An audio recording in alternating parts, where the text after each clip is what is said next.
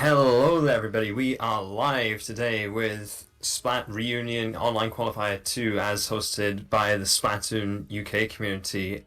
Today, I'll be one of your many hosts, LouisBoy124, and I'm also joined by Espresso. Hello. Um, yeah, second qualifier. We've already had two teams win, including Chewits and Way. And yeah, it's time for the third. Yep, and we're going to get into the first set right here, which is Bubble Tea versus the Pixelsquids. And for Bubble Tea, we have Captain Ty, who I've known for a while now, along with Zardy, Aquasnow, and Jackster. Yeah, I've always kind of known some of these players. Mainly played a lot of them with PBs, but it seems like quite an interesting lineup. Should be a close game as well. Yeah. Zari I've known the longest because she was actually my captain in chemistry. So yeah, really good role player from Northern Ireland, and she was also on Rising Rivals as well, if I recall correctly. As with Ty, I know her through Zari. She's really good. K-Shop player, hasn't really done much like competitive experience outside of the UK, but still like remember seeing her like play in like the oh wait so just getting right into it. Wish I could talk about them all day. But yeah, here we go into game one. Rainmaker on her back bump track. Very interesting lineup, bringing out a Clash and a Sploosh, as well as a Hydra. Should be quite a sweet game though, due to just the way Humpback works. Especially with the first pick straight on the arms there. Yeah, we're going to see how that Clash and Sploosh work out now for Bubble Tea as they go right up to the right hand side already, but those missiles are going to push them back to center and just stop their advance. And they're just going to approach slowly right here up to the Pixelsquids, just sort of holding them back. Oh, and that Booyah. Interesting Booyah coming out. Yeah. Luckily they managed to maintain the push. Oh, and they're still going with it right now. Good push there from Ty, but oh, that was almost a wipe right there. Pix With 3 down though, Sploosh could probably make a run. Oh, and they do try and dip, duck, dive. They do get more points on the board, but they just miss out on the knockout. Lots of ink there, stopping their advance. Yeah, that's a very dominant lead. They're going to have to really make a push back now, which can be quite hard due to their comp, but they probably can make it. Yep, we shall see lots of time left on the clock, so they got plenty of time to do this. So we got May pushing up right here, Sploosh just, I think, making in-ground, just in case. Oh, a nice pick on the Rainmaker right there. But yeah, just getting some ground there, maybe think about pushing on left. 10 missiles right now that manage. Oh, damn. That was really good. To stay alive, even with armor, which is even more important. Yeah, they should be focusing on paint control now, as they need to regroup and start push again. Yeah, it was a good defense right there, but they obviously need the turf now to advance. They're possibly thinking about going the same route as Bubble Tea did at the start. We'll have to see, because we see Pixtongue and Pixsnow up on that one side right there. Here comes a Booyah Bomb now. And again, just trying to gain mid control at the moment, but they use all 3 specials. And yeah, a lot of the team on Bubble Tea are quite split up right now. So they can probably start a decent push. High trying to gain some ground right there, but again taken out by the Pixelsquids. Now Pixsung has it. They're going to go on that right-hand side route, same as Bubble Tea did at the start of the match. And the Clash is going to try and take them out, but no, they went down. Got some projectiles coming out right here now, but Pixsung is still pushing. They got maybe good time to use Incamera, but no.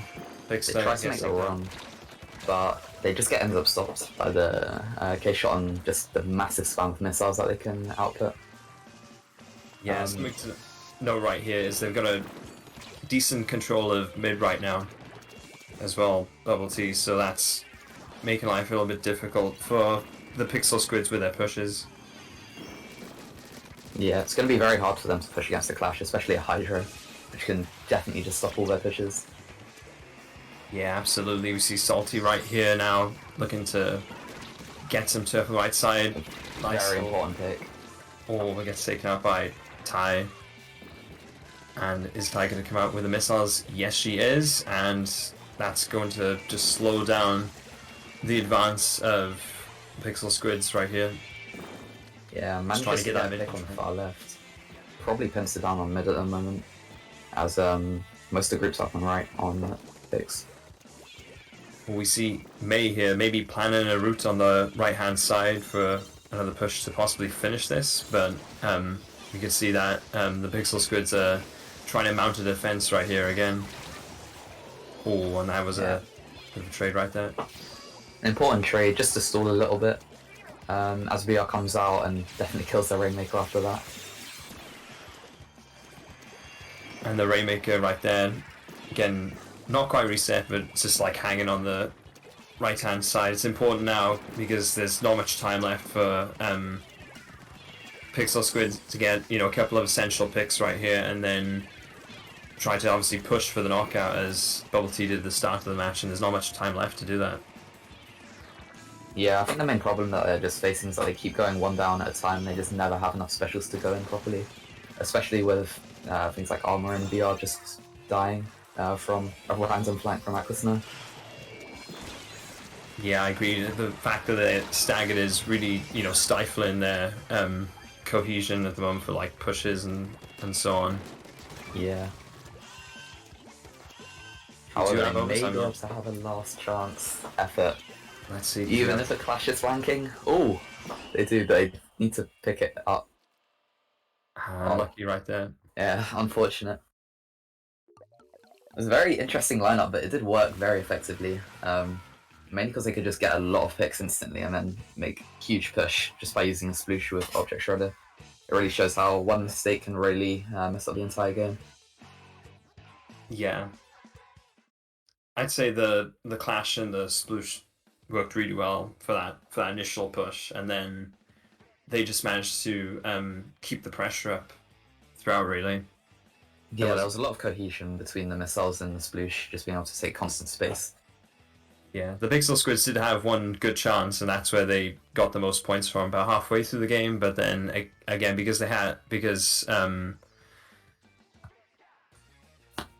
Tea had that mid. Started staggering, and then that's where it started falling off, just by clashes coming in and missiles coming down.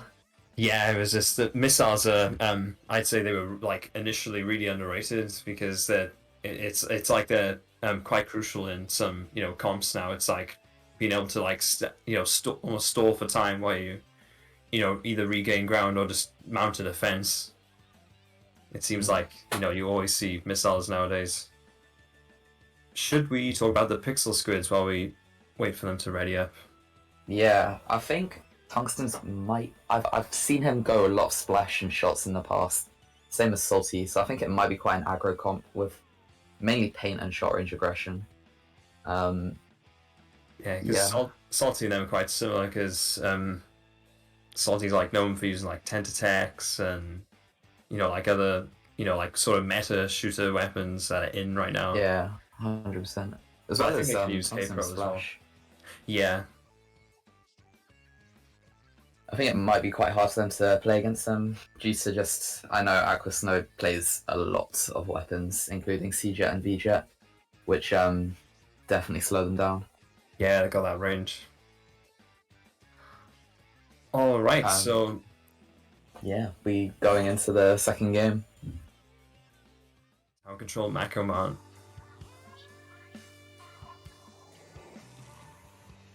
Ooh. Yeah, so they end up bringing out a similar comp. Not much LDE from either team, which is quite surprising due to the meta at the moment. But yeah. Yeah, so the Clash and the K-Pro start off a trade on right, and yeah, Aquasnow is just trying to paint at the right, just farm their missiles and break the start of the game. Yeah, both teams just sort of feeling out here mid right now, not wanting to, it's obviously important on tower control not to just go all in and then potentially get wiped out by a special or by a frontliner. So a very sensible decision. They're just trying to make, just trying to make an. Axna creates a crazy pincer and gets 2 just off the start, which really just begins the flow of the game. Yeah, and it's looking good for Bubble Tea now for this initial push. Yeah, with crazy control on the right, there's not really much you can do on the left. Missiles coming up with high as well. Yeah, I was going to say good combination of specials right there. Let's see what Pixelsquids is doing right here. Oh, they're just going to jump back. Yeah, you see an interesting weapon pick. Haven't seen Conda be used in a long time, but it could work against such a Splatling comp. Yeah, and that's a lot of ground right there, of course, from Bubble Tea. So let's see if the Pixelsquids can make that up now. Yeah. Oh yeah, Jackster then trying to push in. Managed to get the pick and regain control of left side. Hopefully with the amount of aggression they can up, that they can surely get some picks in space. Although with such a push at 14, it's going to be very hard to come back again. Yeah. Oh, Salty, nice little pick right there with Bomb. Push on the left-hand side now. He just needs to watch out for the Hydra and mids and the Clash backing him up. Yeah, but Raven is doing down. Raven doing such a good job in mid holding with that Hydra, because anyone from the Pixelsquids who tries to push in, they just like they're right on them. Destroys. Yeah, so it's always important to try and go for the flank when it comes to you can try and take them head on, but then if they know you're there, it's quite difficult, as you can see right here from Pixsplash. Managed to get a really important pick on the Hydra though. It's gonna be a while since he can come back and regain positioning. Mini goes down in a strange way, and Clash also goes down on right. Salty is just cleaning up at the moment, absolutely leapfrogging out. Yeah. It's going to be important for when they do try and push. No points as of yet, but that's subject to change. As we can see, Salty getting a nice pick on Raven right there, that Hydra. That's going to be important for this push coming up right here. They do finally get some points on the board. Salty going to go around to the right-hand side. Just looking to ink up some more as they get... Yep, they're at the checkpoint right now. Let's see what happens. Especially after they get this checkpoint, it's so crucial. It really stops them if you can't get it. Make him in right here now. Just have the... They keep control quite well and just have a lot of specials to use constantly, especially with so many missiles they can have. Unfortunately, Clash does go down to Splash on the left. Hopefully he can make some more plays and really go aggressive with his K-Pro against the Mini. Yeah, Jax is doing really well with his picks so far with the Clash Blaster, so... Yeah, you wouldn't expect it so much with such a weapon, but it does work surprisingly well, especially on a map like this with so many ledges. Yeah, tower control, I think Clash is a little underestimated, because you just underestimate, of course, like the frequency of the blast, and it's like I've had it so many times. It's so annoying. Oh, they've almost got the knockout right here. They managed to just push the knockout just with the amount of specials they can fully push out on them. But yeah, that is game 2. It will be 2-0 to Bubble Tea. Very well played right there. They had good map control, good coordination of specials, and just in general all around. And you can see by just the amount of missiles, 17 in total. It's like that was the only thing they were focusing on the entire time, but it really works out. Yeah. So where are we off to now? Inkbot, Art Academy, Splat Zones. Yeah, so this map is very subject to just being a snowball map. As soon as you start losing control, it all goes downhill. You'll really need something to go back in, so missiles are very strong for this. But also, having lots of armor and aggression can help. I was going to say, is there a way that the Pixelsquids can try and counter those missiles besides from like armor and such.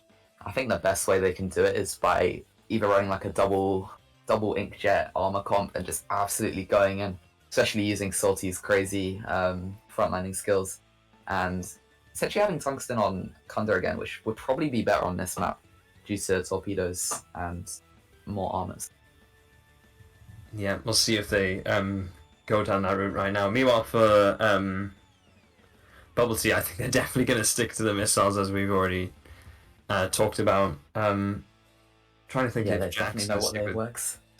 Trying to wonder if Clash is a good pick on this stage for the Jackster. I think Clash is surprisingly an alright pick, especially if you have control, because you can really hold down their snipes and their plat fully for the rest of the game. But going in is going to be incredibly hard, and we're going into the third game. Yep.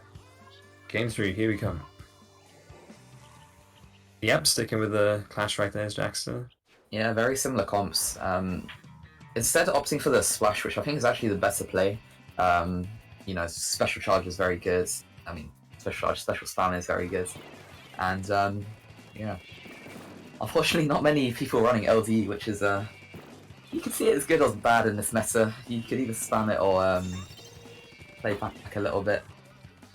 The start ends up being extremely aggressive as two people go down, Bubble Tea, and it looks like they have control. He still managed to maintain control right here. May just hang around on the right side. Oh, here comes some Booyah Bombs, so the Pixelsquids might take it back here. Yeah, they used to, but the Zap goes down, which is quite unfortunate. Hydra just sits on plat and absolutely mows down from there. Yeah, such a good spot as well for Raven right here. Just like as an anchor, that's a obviously really good spot. Yeah, especially now he's going to be getting top. Yeah, and crazy being up here now. I think if Pixelsquids want to come back, they're going to really have to use their armors against them. Oh, the two picks, that was so good right there. Two very important picks on the BR and the Zap. Is anyone going to go the left-hand side here from the Pixelsquids? I'm not sure. Yeah, it can be important to that right now. Yeah, because it can be important to split up in situations like this, because if you've like previously just gone down railroaded down the same route, then or Pixelsquids do take it back though. Yeah, they managed to get control, and they do get some trades off of each other. Aquasnow really just fighting for this pick. They decide it's not worth it, which is fair. Oh, but Afro decides to clean up. Fair enough. Yeah, I think they really need to try on going flanks, especially against the Hydra. It's just the one thing you really want to go for. You need to go for that player who's just sitting on top, doing so much for the team. Yeah, like once you get the pick on the Hydra, you can start then, focusing on, like you can try and take control a bit and then push outwards onto the other players. But then while that Hydra is still there, it can be tricky. Yeah, it can be very tricky. Although it looks like, two go down on each side. And they managed to maintain control, which could be the end of the game as long as Splash. Oh, that's unlucky. Nice pick there for the Jackster. Yeah, it really used Drax's main role on Clash on this game, which was just sitting under plat and absolutely doing as much chip damage as possible for the Hydra. But yeah, that is game 3. Quite a dominant performance, honestly, by Raven and his team.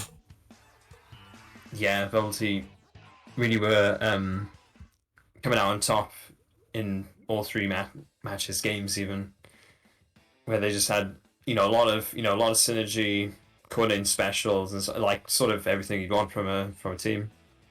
Yeah, just a lot of aggression, a lot of spam, and a lot of chip. Worked very well for them.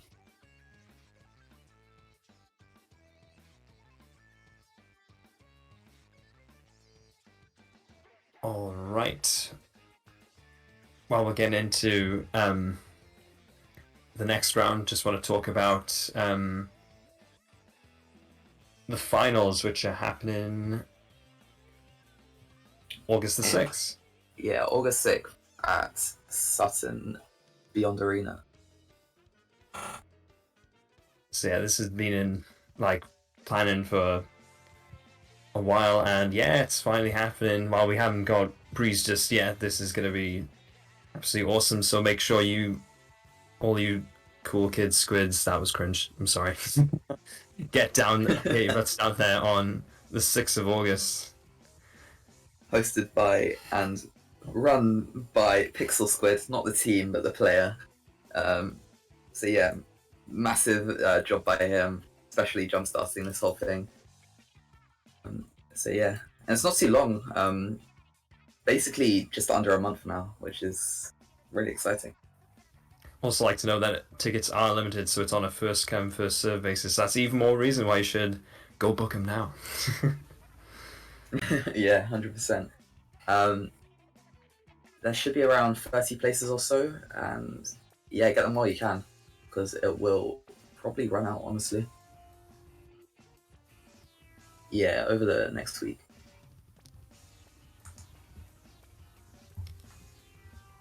Let's have a look at what our next bracket's going to be. I think it's going to be, or next match even. I think it's going to be Yellow Snow against Bubble Tea, am I right? Yeah, I think it should be that as well. And then on the other side of the bracket, we have Unlucky versus Giant Pigeons, which seems to be a really good match. Very strong teams going against each other, and yeah, it should be nice. A lot of experience under each team's belts, and be nice to watch. I was going to say, let's not forget as well that we have our next qualifier after this one, which is on the, let me get up, the 24th of July. So yeah, be sure to keep an eye out for that one too. And if you haven't played any of these qualifiers, I really recommend playing the last one. It'd be really good to see some extra competition and some really good matches, especially for the last one. Yeah, I think it'll be a very nice grand finals with a lot of stacked teams, it will look like. Yeah. You know what they say, the more the merrier, so all the more reason to come in and join. Yeah, 100%.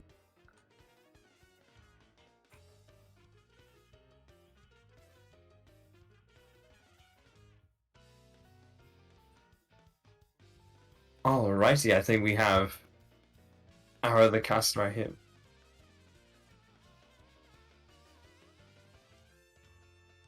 So yeah, let's look at the other maps right here that we could have in round 2. So we've got for our first game, Clan Blitz on Piranha Pit. Ooh, not sure how to feel about this one. Yeah, Clan Blitz on Piranha Pit, one of the more polarizing clamps maps in my opinion. It's got a lot of spawns fairly close to the basket, and it's also extremely hard to take control of your basket if the enemy team is able to push in and score that initial power clam. However, it's not like you can't do anything. If you come out of spawn and go straight, you can cut off the enemy team's clam supply and kind of herd them into a corner, which is a really effective way of stopping their push. Yeah. Also, oops, I forgot to introduce Spore, everybody, from Chewits Mafia, who's joined us in commentary today. Hello. Good evening. That was like a smooth but yeah, that was like a smooth shot. I was like, I can just imagine Shaq being like, "That's not espresso." So yeah, Spore's gonna join us. Yeah, it's like, what's this? Espresso suddenly got a different accent. Like, I wonder what happened to him. Like, that was so smooth. There we go. So yeah, and then we've got for our game 2, Splatoon's on the Reef. Yeah, Splatoon's on the Reef. That's a classic stage. Very one of my personal favorite stages to play. Actually, it's a surprisingly open map, but despite the fact that it is open, it still has plenty of more close quarters areas. So like a huge variety of comps that can just work for whatever you happen to want to do on that map, in my opinion.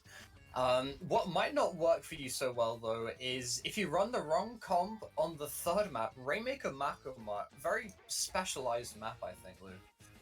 Yeah, that's right. You've got that area on the right-hand side, which is quite narrow. So, trying to think as well. Is there only 2 routes on Makoma? Am I right in thinking that? Yeah, you're right in thinking that. There's one route where you have to jump across the box to the left side, which can be completely stopped by just a single toxic mist. Or you could try running it the right side, which is a lot flatter. There's a lot of little like small bits of cover there that you can use to protect yourself, but it's also right underneath the enemy spawn, so very risky route. But overall, a very fun one, I think. As we see all of the team, like all members of both Yellow Snow and Bubble Tea in this lobby here. So we haven't really talked too much about Yellow Snow yet. Lou, do you want to give us some details? Yeah, sure thing. Let me just have a think. Yellow snow, yellow snow, yellow snow. Definitely not. Let's have a look. So look, Ninja Train is their captain and the only Tetra player apparently in this qualifier, and they're most of the members, in fact, are part of a team known as Snowpoint. You might have some familiar names like Lemon and Lime, who is, I believe, subbing out today for one of the Snowpoint players. You've got Smile, who's like an NZAP, who's been in competitive Splatoon for quite a few years now. Chano, who is in fact the player with like the highest X power peak in the UK apparently. So yeah, big up Chano. And then of course Lemon and Lime, you guys probably know them from, Team Mako in the UK Champs qualifiers. Ooh, that was a while ago. Oh, And yeah, so lots of familiar faces right here as part of Yellow Snow. Yeah, Yellow Snow here, definitely one of the more familiar teams. They competed as Snowpoint in the Inkfest Cups, but they've changed their name a little bit. I think they're incorporating the Yellow Snowing, obviously with Lemon and Lime, lemons being yellow Yeah. snow. There's also another pun in there somewhere, I'm sure. But they've been kicking around for quite a long time here, so it's going to be a big challenge for Bubble Tea to try and break them on this first stage. Clamblitz Piranha Pit. As we say, very polarizing map. Once you're in, you are in, and the clams just go in like a bloody Yeah, they don't stop coming. Yeah, exactly. So let's have a look at these comps right here. We're gonna see the teams hit the ground running here. I want to keep up that all-star parody as we see Rapid Pro Deco coming out of Chano. I know he has been practicing it recently, but not a normal pick on this stage. But we also see the Clash Blaster coming out from the side of the other. Two already go down. Nice pick from Afro here. Ooh. And that is a really fast wipe. Yeah, they're going to be able to make a super climb quite fast here, and in it goes. So let's see how Ty's team respond right here. Oh, and 3 of them go down. That is unfortunate. Yeah, unfortunately, noticing that only 2 members of Yellow Snow were by the basket, except to try and 2v2. Unfortunately, the Rapid Pro and the Tetra using their completely counter-opposing traits to absolutely snuff out any attempt at a defense here, as we see Bubble Tea continually being staggered here. Yellow Snow doing a really good job here of just making sure that there's always one player dead on the side of Bubble Tea so that they're able to sustain this push for even longer. As we see here, even more counts. The score is already at 20, and it's only been the first minute of the game. They still have a couple more clams as well. They're just gonna score them a little bit slowly here to buy Raven trying in. Yeah, Raven trying to go in there, trying to find something. Unfortunately, not able to because it's just a mini spalling here on the steps. But I don't think that could be too much. Unfortunately, they managed to stall for just long enough to make the basket close, so that buys Bubble Tea a lot more time here. Yeah, that is the kind of start you want from Yellow Snow. Like, if you're Yellow Snow, though, it's like, no, it's not a knockout, but it's going to be quite hard for, still possible, but quite hard for Bubble Tea to come back from this now, if they keep getting staggered. Yeah, we're still trying to get an absolutely fat double there as Ninja Train here just opting to play around Chano a lot here. You see a lot of this, right? Chano and Ninja Train will often go in and try to bait the opponents into walking into them so the other one could just come in and clean up and get a free double. And we saw that earlier on the overhead, but we just saw it there again with the other way around. Yeah. Unfortunately, that is going to be the game a very clean white, despite Yellow Snow not being in the yellow ink color, and so they had to make do with the purple, as it were. Able to just completely sweep that first game. Yeah, it was a very dominant game right out of the gates, where they got that wipe and initial push. As you were saying, Yellow Chano with the double team and the Tetras, they just had like a really good strat of like baiting players in to come to them, and then them both just double teaming up. It worked out really well for them.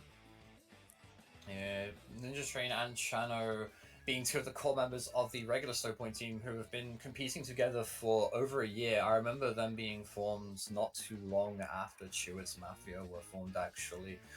And so the teams are about fairly similar age, Chewits being about a year and a half old, Snowpoint being about a year old itself. So they've had a lot of time to build that synergy up here, and they're going to have to use it in a bit of a different way here as we go on to Splat Zone's Reef here. So I mentioned briefly that there was a lot of different terrain on this stage, but I want to go over that in a little more detail. So you have the plat area, which is relatively flat, which is what you see when you come out of your spawn. However, there's also a lot of slopes. If you go down to the bottom, the slope, like the middle of the map, slopes down towards the zones, and there's also a bridge, which is obviously a semicircle shaped thing. Yeah, very important area of the map to hold here. I think if Yellow Snow manages to get set up, especially if they decide to stick with the Rapid Deco, which I assume they are, they pressed A very fast. If they get that Rapid Deco set up around the bridge area, I think it could be really damaging.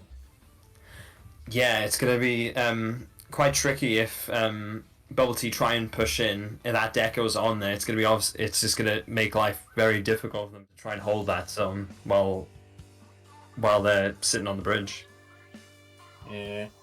We'll see what Bubble Tea do to try and displace that. They opt to go for double splatling Blobler, but a lot of displacement tools here to try and deal with this Rapid. We see Lemon and Lime switching over to the Splash. A lot of last-ditch effort coming out from the side of Yellow Snow as well. They're very big fans of that. Gives you a lot of ink efficiency during the later parts of the game. See the heavy splatling on the side of Bubble Tea already down. That's 2 down already, and all of Yellow Snow just converging on that one man in the corner. Ooh, yeah, boy, what a start. They've already got set up right here. But Raven's going to try and come in now for some picks as they approach. Does get Lemon and Lime, but unfortunately gets taken out by Chu right here, who's joining Smile on the bridge. And a lot of activity on the left-hand side here. Just hold on to the left-hand side, trying to stop Aphrodite and Friends' approach. Yeah, we see Aquasnow looking for a flank here, getting the attention of Lemon and Lime, both armors coming out at roughly the same time here. This could be really big for Bubble Tea, actually. Even though they have a man disadvantage, or as they say that, Lemon and Lime goes down. Even if they had a man disadvantage, they could use that to gain a lot more angles over Yellow Snow. Unfortunately, it doesn't quite work out for them here, as Yellow Snow manages to clean up extremely effectively here. We see Lemon Lime. Yeah, beautiful pick onto Jackster here. I think that's going to be game unless one of the zones has been taken by Bubble Tea right here. So that's Raven right there taking that orb. As I say that, unfortunately, Heavy Splatling having that weakness of not being able to consistently paint, needing to wind up a little bit before he can paint each time. I think if they were playing a shooter weapon, it might have turned out a little bit differently for them. But Raven's been doing consistently pretty good so far. Just being able to find those picks when Yellow Snow, thinking they can get a little bit more ground than they actually can. Raven just pops out, says nah, deletes one of them.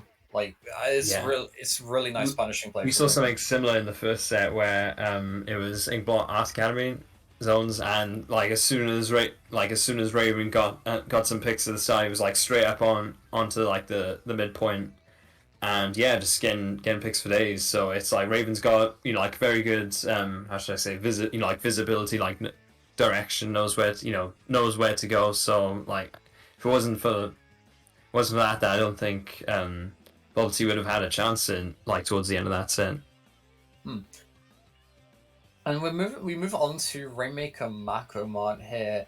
I think we're going to see some comp changes out of both sides.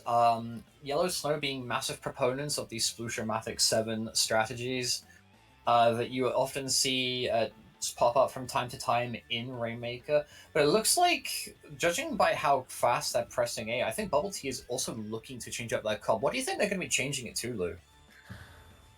Oh, I'm trying to think. If they go for the sploosh setup that you're talking about, possibly some more long range. So I don't know if they want to crack the K pros out. Not too many though.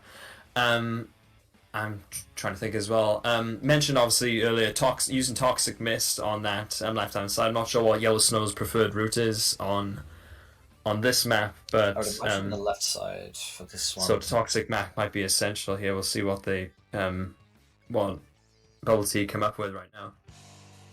Yeah, Bubble Tea hoping for some ingenuity to bubble up from the surface as well. We see a Sploosh and Kenta duel, a very interesting comp coming out from the side of Bubble Tea.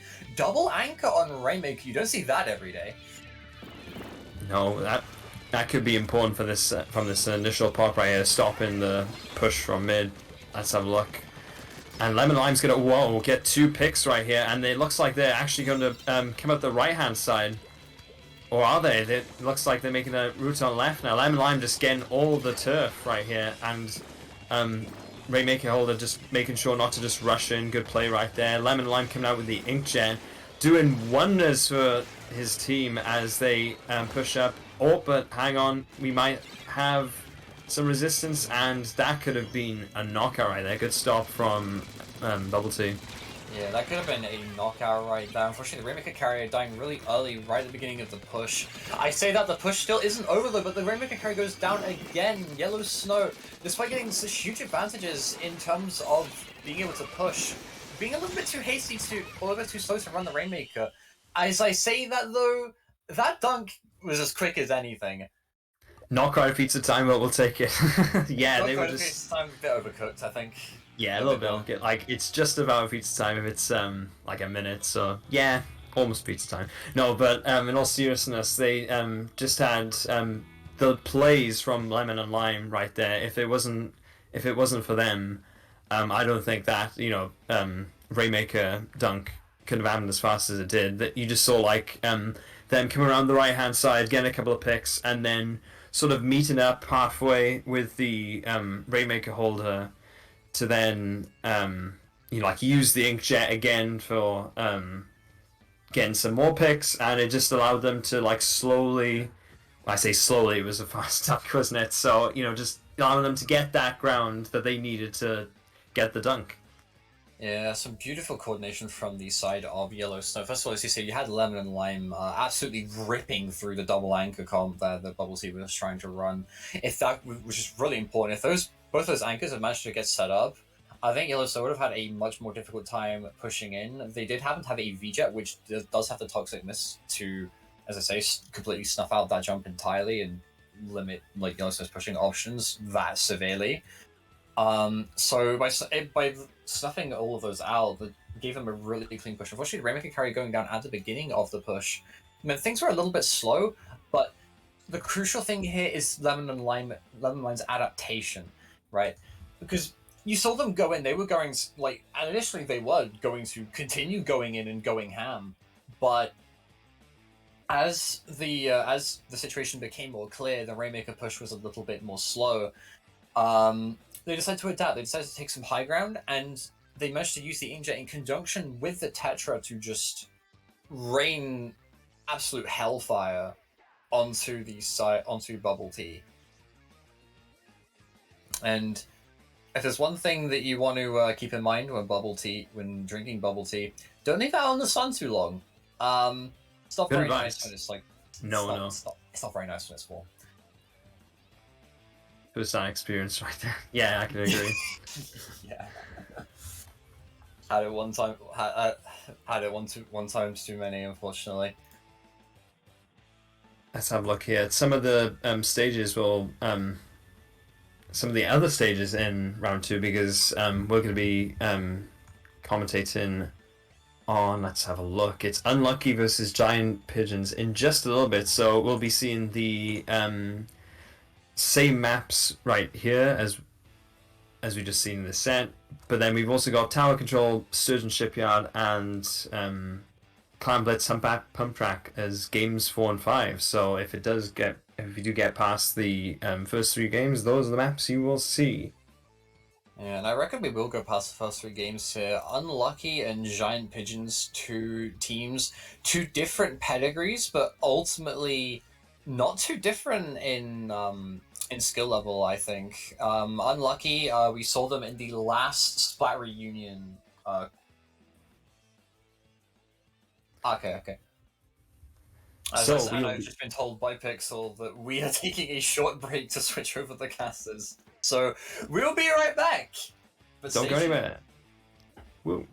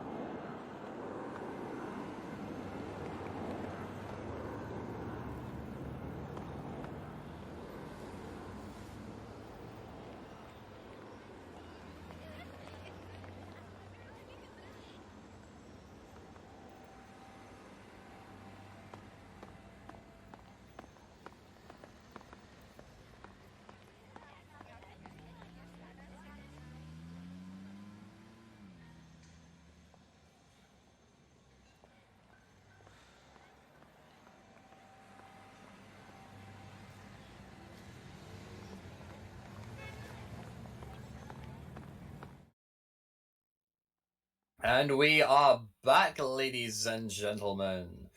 It's still me. I'm still here. Don't worry.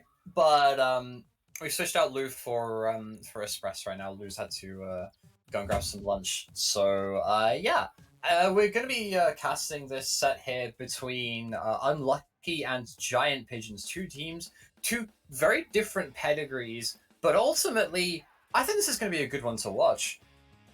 Yeah, same. Each team's they've made their breakthroughs in very different ways. It seems like a lot of the people on Huge they've been here for a while. I can say that for sure. They have been around for a while, and not all of them have made their big breakthrough yet. But they could definitely do it today, 100%. So yeah. Yeah, exactly. Like, on the side of Giant Pigeons, they're the ones rocking the tag Huge, which is honestly quite based in my opinion. Very interesting team. We've got some very old faces that I remember back when I was playing in the 2020 UK qualifiers back with Colin Rossi all the way back in the day. I don't know if you remember those days, but yeah, we got a couple of old faces from there. A few newer ones though as well. I think like a big one to watch is Akira on that brush. The only other like Inkbrush Nouveau player in the UK besides myself. He's absolutely insane to watch, honestly. Like, gives me goosebumps every single time. But let's not focus all of our attention here onto Giant Pigeons. There's another team here on the Bravo side, Unlucky. We saw them in the last Inkfest. Unfortunately, they were bottom seed because we didn't know who they were until the last second. But they just rocked up, reverse swept Yellow Snow, and then managed to make their way, I believe, to the winners' finals, where they only lost to Wei. Definitely some really good players to watch on that team as well, especially Yoshell. I played against them recently in a paddling pool tournament, and their charger was absolutely nuts. So I'm really hoping to see more of that here. Yeah, 100%. And we're going into the first game. Clan Blitz Piranha. Very interesting map. It can be a snowball map, 100%. And you can definitely see by each comp. Double Splatlings versus incredibly aggro comp on Giant Pigeons. Yeah, Giant Pigeons not having a giant range stat with that comp, unfortunately, here, as we see two very different styles of composition. Obviously, Giant Pigeons with the shorter range and that brush going to try and just sort of muscle through the double spiraling, but double spiraling usually a comp that's really good at dealing with that kind of thing. We see Akira on this right side go massively. Very important pick. Yeah, massively baits Degno here as they're trying to look for a pick on this left side here, but they're not sure if the Splatling has seen him. Manages to get another pick here. They just need to. Akira is just providing so much value from right now. Unfortunately, running into a bomb. Yeah, unfortunate, but yeah, Unlucky can really bounce back on this, especially using their Naught. They can easily get an Inkjet armor, easily push. Although they decide to not pop it with an armor, he just goes in. They have a crazy range stat against Giant Pigeons, which I think is going to be their main advantage against them. Yeah, Inkjet, like, normally you'd have to pop it with armor hit, but against an aggro comp like Giant Pigeons, you can pop Inkjet very safely. It outranges their entire team by, like, 2.5 times or something ridiculous. And thanks to the value that has provided, along with the conflicts, they've managed to open the basket here. Unfortunately... But two did die to a bomb. Yeah, unfortunate. To go down to a bomb, I believe a suction bomb from either the Zap or the K-Shot, but... And just like that, the push has already been snuffed out by Giant Pigeons. So Giant Pigeons here looking for a pretty, they're going to be looking for a pretty sizable push here. A push to 65 isn't all that much, and on a map like Piranha Pit Clams, you really want to snowball here. This is a lot of chaos going on in the mid-fight, but ultimately, we see the side of Unlucky winning here. They're close to an arm, they're close to a lot of specials here, actually. This could be a really big push for them. Yeah, no, it does seem like each team hasn't really gotten equal footing against each other at the moment. It's just been total chaos with Akira mainly like funding that. But they do make a push, very important push, getting it all the way down to 40, and nice, even further now. Yeah, nice double coming out from the side of Degno here. Opting to use missiles here, perhaps looking to see where the brush is coming from. Unfortunately, the brush is going to go in and just get the pick onto the heavy, but Degno cleaning up again. Providing a lot of utility there while just sticking around the basket, buying enough time from Maduke to just sneak in. KO. Yeah, like, Really nice play from Degno at the end there. Manages to get 2 picks, uses the missiles to see where the remaining teammates are coming out of spawn from, and then stalling to buy just enough time for Madup to come in with those last few clowns. Really nice team play there from the side of Unlucky. Yeah, Unlucky are really showing their strengths. Yeah, apart from 2 weeks ago tournament, they have been making huge waves in lots of the weekly tournaments like Paddling, where they have taken sets off teams with players like Medi, who is a top EU player, and some other really high EU pickups. So they can definitely make an impact. I was about to say Medi's on the other side of the channel. Yeah. He's still away in France. But that doesn't take anything away from the fact that Unlucky have been doing incredibly well in weeklies recently. Eager to capitalize off of the success of their previous Splat reunion run here. I think they are definitely one of the main contenders for this tournament, alongside Giant Pigeons and Yellow Snow, who we saw in the previous set. But just like the previous set, we're seeing Splatoon's Reef. 2 very different comp styles from the previous game. Do you think those are going to stick around? What do you think might change? I really think Unlucky are going to stay with the similar comp, but I'm honestly quite disappointed with some of the picks from Giant Pigeons. I was kind of expecting Yoshi to go with like a surprise pick on Tetra or Mini even, because I know he does host those weapons. But honestly, you could see anything from Giant Pigeons at this moment, but hopefully something changes so they can eke out a win somehow. Yeah, I know that Glacier on the side of Giant Pigeons has a lot of flexibility. They can play things like Lunar Blaster, Foil Flings a roller. I've seen them use as well. Very under weapon. As we see the Foil Flings have come out, commentators cast one out in our favor here. As we see a Fire Fin coming out from the side of Unlucky. Yoshel, very mean charger to play against. I've experienced it firsthand. We see both teams here just walking to mid, popping armor and missiles together from the side of Giant Pigeons. Really nice special coordination. Not being caught out on the bridge. Goes for it. Yeah, they're not being caught out on the bridge alone. Beautiful flank from the side of Akira here. And they have control of the bridge here. They're looking to get control of left tree and the tower right now, which is the most important parts. We see Yo5 or Yoshi, depending on how you want to say it, just holding this bridge right now, very close to main of their own. Decides to pop it a little bit early, I think trying to enable Akira to get in, but unfortunately Akira not being able to survive. I think if they were a bit more patient, they would have been a lot more successful with that. 2 go down on the side of Giant Pigeons, as Yoshel not really in a position to hit anything right now, but they do have some bridge control, so Yoshel will be able to move up here and start threatening the enemy team. Yeah, as one go down, hopefully the Nort can hopefully put... Oh, he does an inkjet, but hopefully he could have pushed up and gave Yoshel a bit more space, but unfortunately Yoshi goes down, and Yoshel has just complete control over the zone, can hopefully pick off Akira. Yeah, it's going to be quite difficult for Yoshel to deal with the side of Giant Pigeons, I think. First you have the missile spam from the Flingser, and you also have to deal with the brush skating around the map here, so it's going to be pretty difficult. Unfortunately, the Flingser training with the Junior, when the Junior has armor, very important pick. We see Lucas here with their own armor here ready to push, but unfortunately they were 2 down. Only 2 have just respawned. Obviously got the armor quite early here. I think they're looking to just to try and get a zone flip and worry about more concrete control a little bit later. Yeah, I think they just want to go for the complete cap right now, just so they can worry about it later. Unfortunately, it does not occur, as Akira just makes menaces in their own spawn, and kills the Nort and just runs around the street, doing so much damage. Yoshel hitting 2 shots in a row there, massive picks coming out from the charger here. And then opts to paint the zone. That is the mark of a good charger player. It's all well and good knowing how to hit your shots, especially shots like that. Yeah, crazy.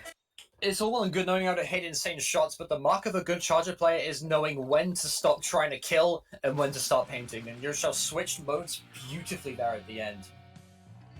And just like that, Unlucky have already 2-0 up in this set here. What it looks like, but maybe if I was Giant Pigeons, I would look to be changing 1 or 2 things about the comp right now. I'm not too sure, but although as we move on to Rainmaker Makoma, personally, I think this is a good map for Flingser, but what do you think, what other weapons do you think Giant Pigeons might pull out here? I think they're going to go back to their clan blitz roots and go something crazy aggressive. And I think they really need to optimize using bombs a lot more, especially going against double heavies or double splatlings. They really need to just do something to make sure they don't have any paint to move around. I think that's their main problem, because I think they can go fully aggressive against them, but they're just not doing it at the moment. So yeah, I think we'll see another junior, maybe a T-Tech, and obviously a Brush. Hopefully even a Luna, maybe, especially on Mako, which would be quite nice. Yeah, Luna Blaster is an absolute menace on Markamar. Rainmaker, not the best blaster mode, but even despite that, I think the map is so overwhelmingly good for it that it's kind of hard not to pass up. Flings are also really good here. Both modes of Flings is like super strong on Markamar in particular. You have the paint mode with the vertical flakes, which can very easily paint most of mid, and you also have the ability to just horizontal flicks anyone above a ledge. It's honestly a really, dare I say, underrated weapon on this stage. Yeah, But I agree.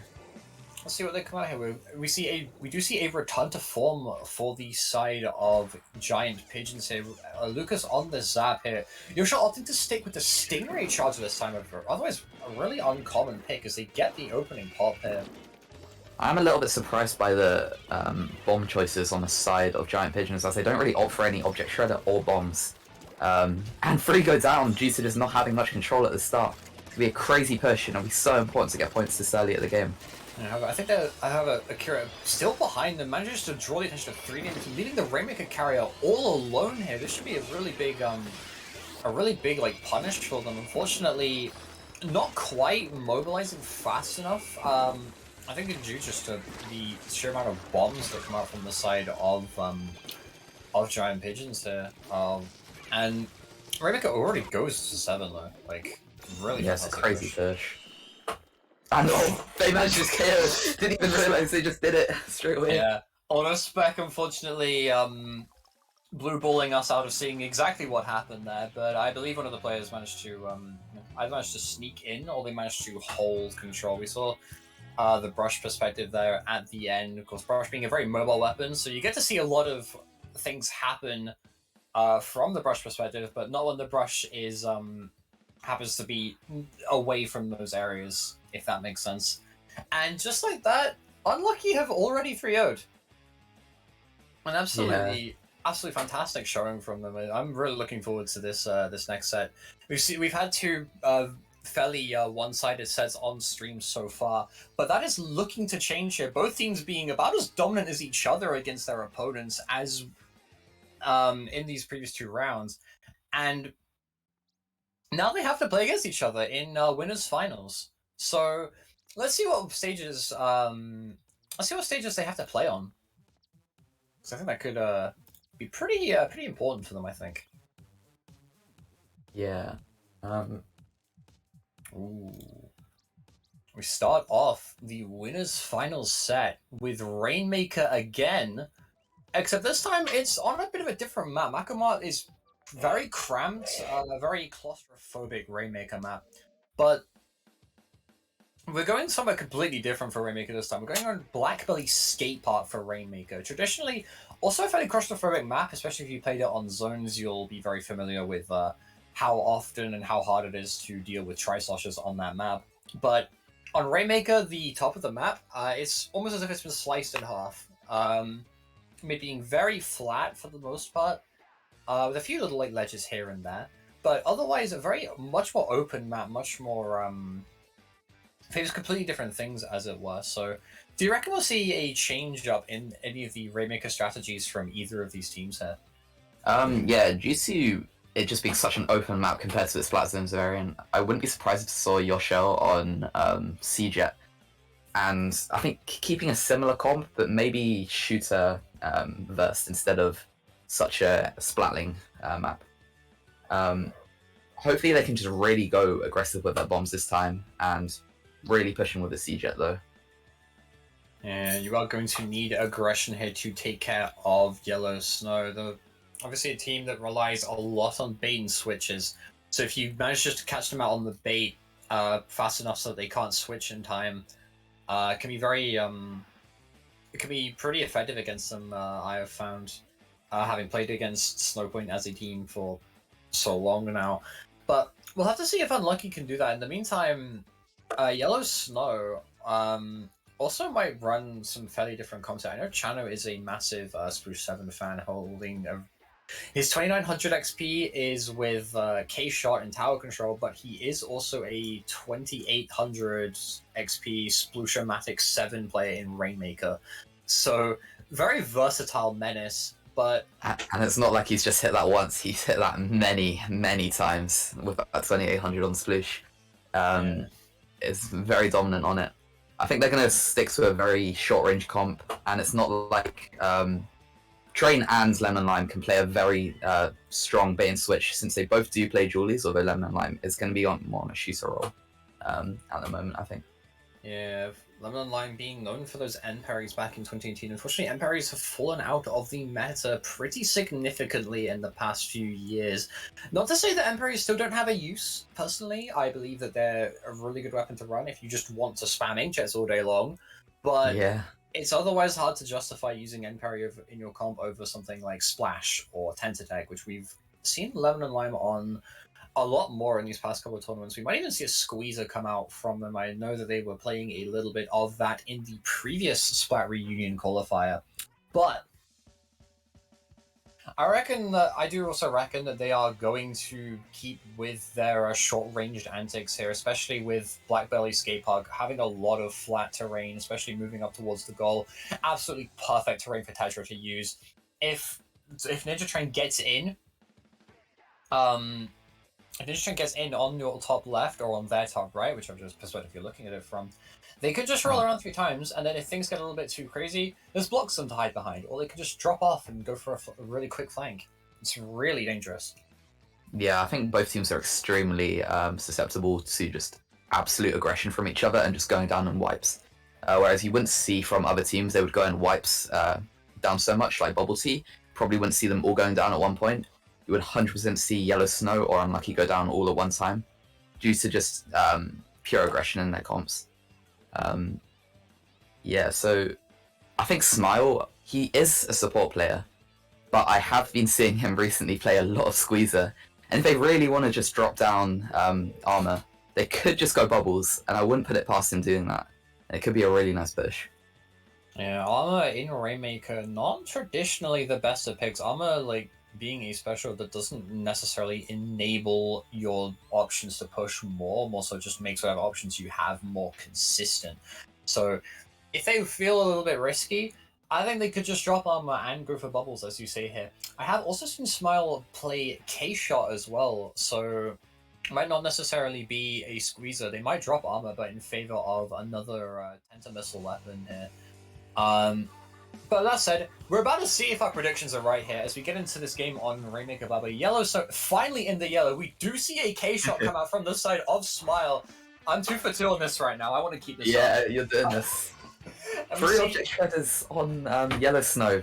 All on bomb weapons, all on aggression. Yeah, this is crazy. Standard Rainmaker comp. Yeah, pretty Australian as well, I would say as well. Yeah, definitely some Australian influences in Australia being the homeland of the Splush-O-Matic 7 strategies. We see the K-Shot on the side of Unlucky unfortunately go down here. They do have Stingray and Armor online though. They could very easily snuff out this push. The Splush looking for a way in, unfortunately just getting kind of walled by this combination of CJ and Norge. So really powerful tool that Unlucky has been using in this tournament so far. Stingray picking off Chano here, Yoshell being like really consistent with that. Is they're looking to go for a quick push on this left side, but no, I think they go back to mids.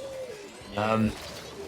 Yeah, I think that's a crazy good pick. I think Unlucky are really knowing what their weaknesses are, and one of them is definitely the start, because they just want to game specials and paint rather than going for picks like Yellow Snow are. And as they do this, they go right with just a lot of things behind them, including armor and Inkjets, which they should be getting soon. Yeah, this is some really intelligent Rainmaker play from the side of Unlucky here. One of the a very advanced strategy in this mode is to force what is known as rotations. So by moving the Rainmaker left, they initially made Yellow Snow all move to the left side. and then they took it right, forcing Yellow Snow to completely change their positioning and catch them off guard. As I say that though, they do give Yellow Snow a little bit too much breathing room here. The Jet goes down, they'll have no steering for the push.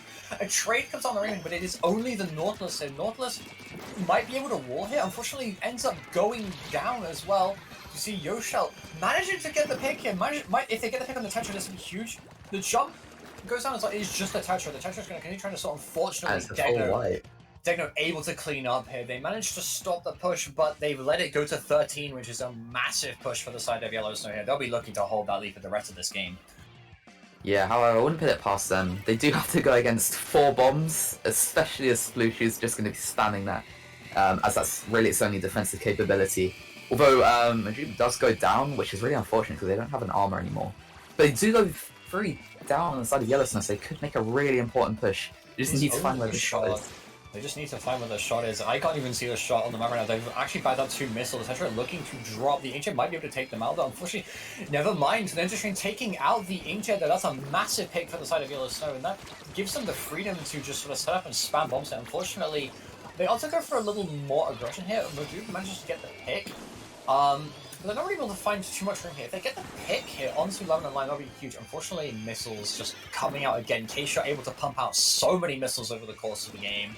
And those missiles are bound to hit their mark at some point here. Yeah, definitely. Nothing you can really do against that much spam against you. Although hopefully they can find a different way to come back in, since they do know ways to counter.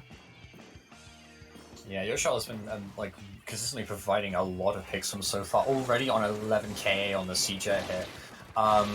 So they are, Unlucky are able to find the picks. It's just about converting those picks into good opportunities, which they have been trying to do, but unfortunately, bombs are also insanely good at stopping the push. You see 3 go down. Nice hammer catching out Degno. That's a full wipe here for the side of Pigeons. Yeah, Chano grabbing this Rainmaker. They're opting not to try and go for repop strategies, which is common, another common Spoosh 7 thing.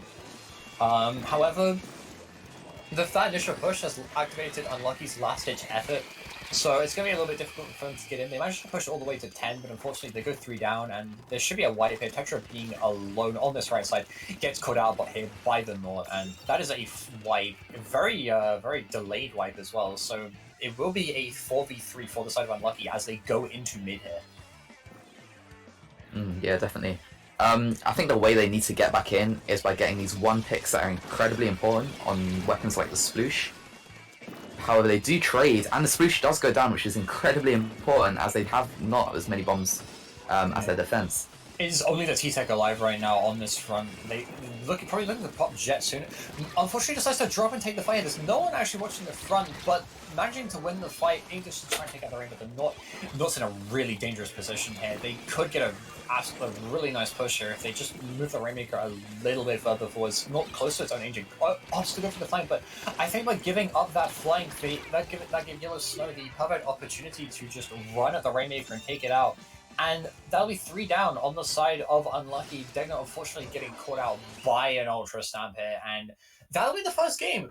Very respectful efforts by both teams here, but Yellow Snow just about managing to come out on top with that amazing push to 13 at the start. Yeah, even though Unlucky did drop that first game, I really wouldn't put it past them to take another one, or to lose another one, because genuinely, I think Yellow Snow just had the advantage, all because of the map. And Yoshel did get 17 picks, which is unbelievable for a CJet, so they could have a really good advantage for their next games. Yeah, Yoshel specializing in just ripping apart the defense of Snowpoint here. Especially as this map, as we go into TC Antro, which I think is going to be incredibly strong for Unlucky. Yeah, it took the words right out of my mouth there, actually. This is a fairly different map, I would say. It's not just a straight line. It's not just a straight line like you would see with Black Belly. First, you have to move the tower to the left, and you have to move it upwards, and you have to move it all the way to the right. There's a lot more directions to worry about here. However, the middle of the map is fairly linear. The only thing that's really variable about it is how high the fans are. And believe me, we're going to be seeing a lot of fan action here. Yellow Snow generally running fairly short range shoot heavy comms, which will want to try and take fights on or around those fans here. And Unlucky will also want to take those fans as well, though not necessarily to try and fight per se, more so to just try and bait in Yellowstone a little bit too far, and then punish with just the insane rate of fire that is the Nautilus or the Sea Jet, or even just a smart bomb from someone like Degno or the Zap. Yeah, as we go in, hopefully the Siege and Not can do this bait switch kind of play on fans. As we see Chano bringing out the Rapid Pro. Yeah, very happy about this pick. He has been playing this a lot more. Yeah. Two LDEs from both sides here. Unfortunately, one of those LDEs will be on a Rapid Pro Deco for the side of Yellowstone. Less so picked for the wall, more so for the fact that Rapid Pro Deco benefits a lot from having the 8 safe main perks, so we'll just be able to spam blaster shots at the tower for a million years in the closing hours of the game. We see 3 people on the vibing around the left fan here on the side of Unlucky, though. Degno opting to sit on this bottom right side here. Neither team is willing to go in and try something here. They're both just waiting to see who will break first. But as both They do not want to drop disadvantage at all. Yeah, I'll tell you that. not here. I'm going down here. The shot's fighting 2 people. Unfortunately, not able to close out. But it is Unlucky with the opening advantage here. Unfortunately, Smile and Chano baiting and switching here beautifully, backing out to the left side and then just turning around and shooting them in the face with that Rapid. Really nice bait play from Chano. They're really using the range of this weapon well. And this will be an opening push here for the side of Yellow Snow. They're not about to pop missiles. Does he see the flank on left with the Tetra? That's going to be a splash round jump probably. And yeah, the splash round. Yeah, splash round jump manages to take out shot, dropping out. Unfortunately, it wouldn't just be the Tetra and the Rapid right now. Neither in a particularly amazing position to get anything done here.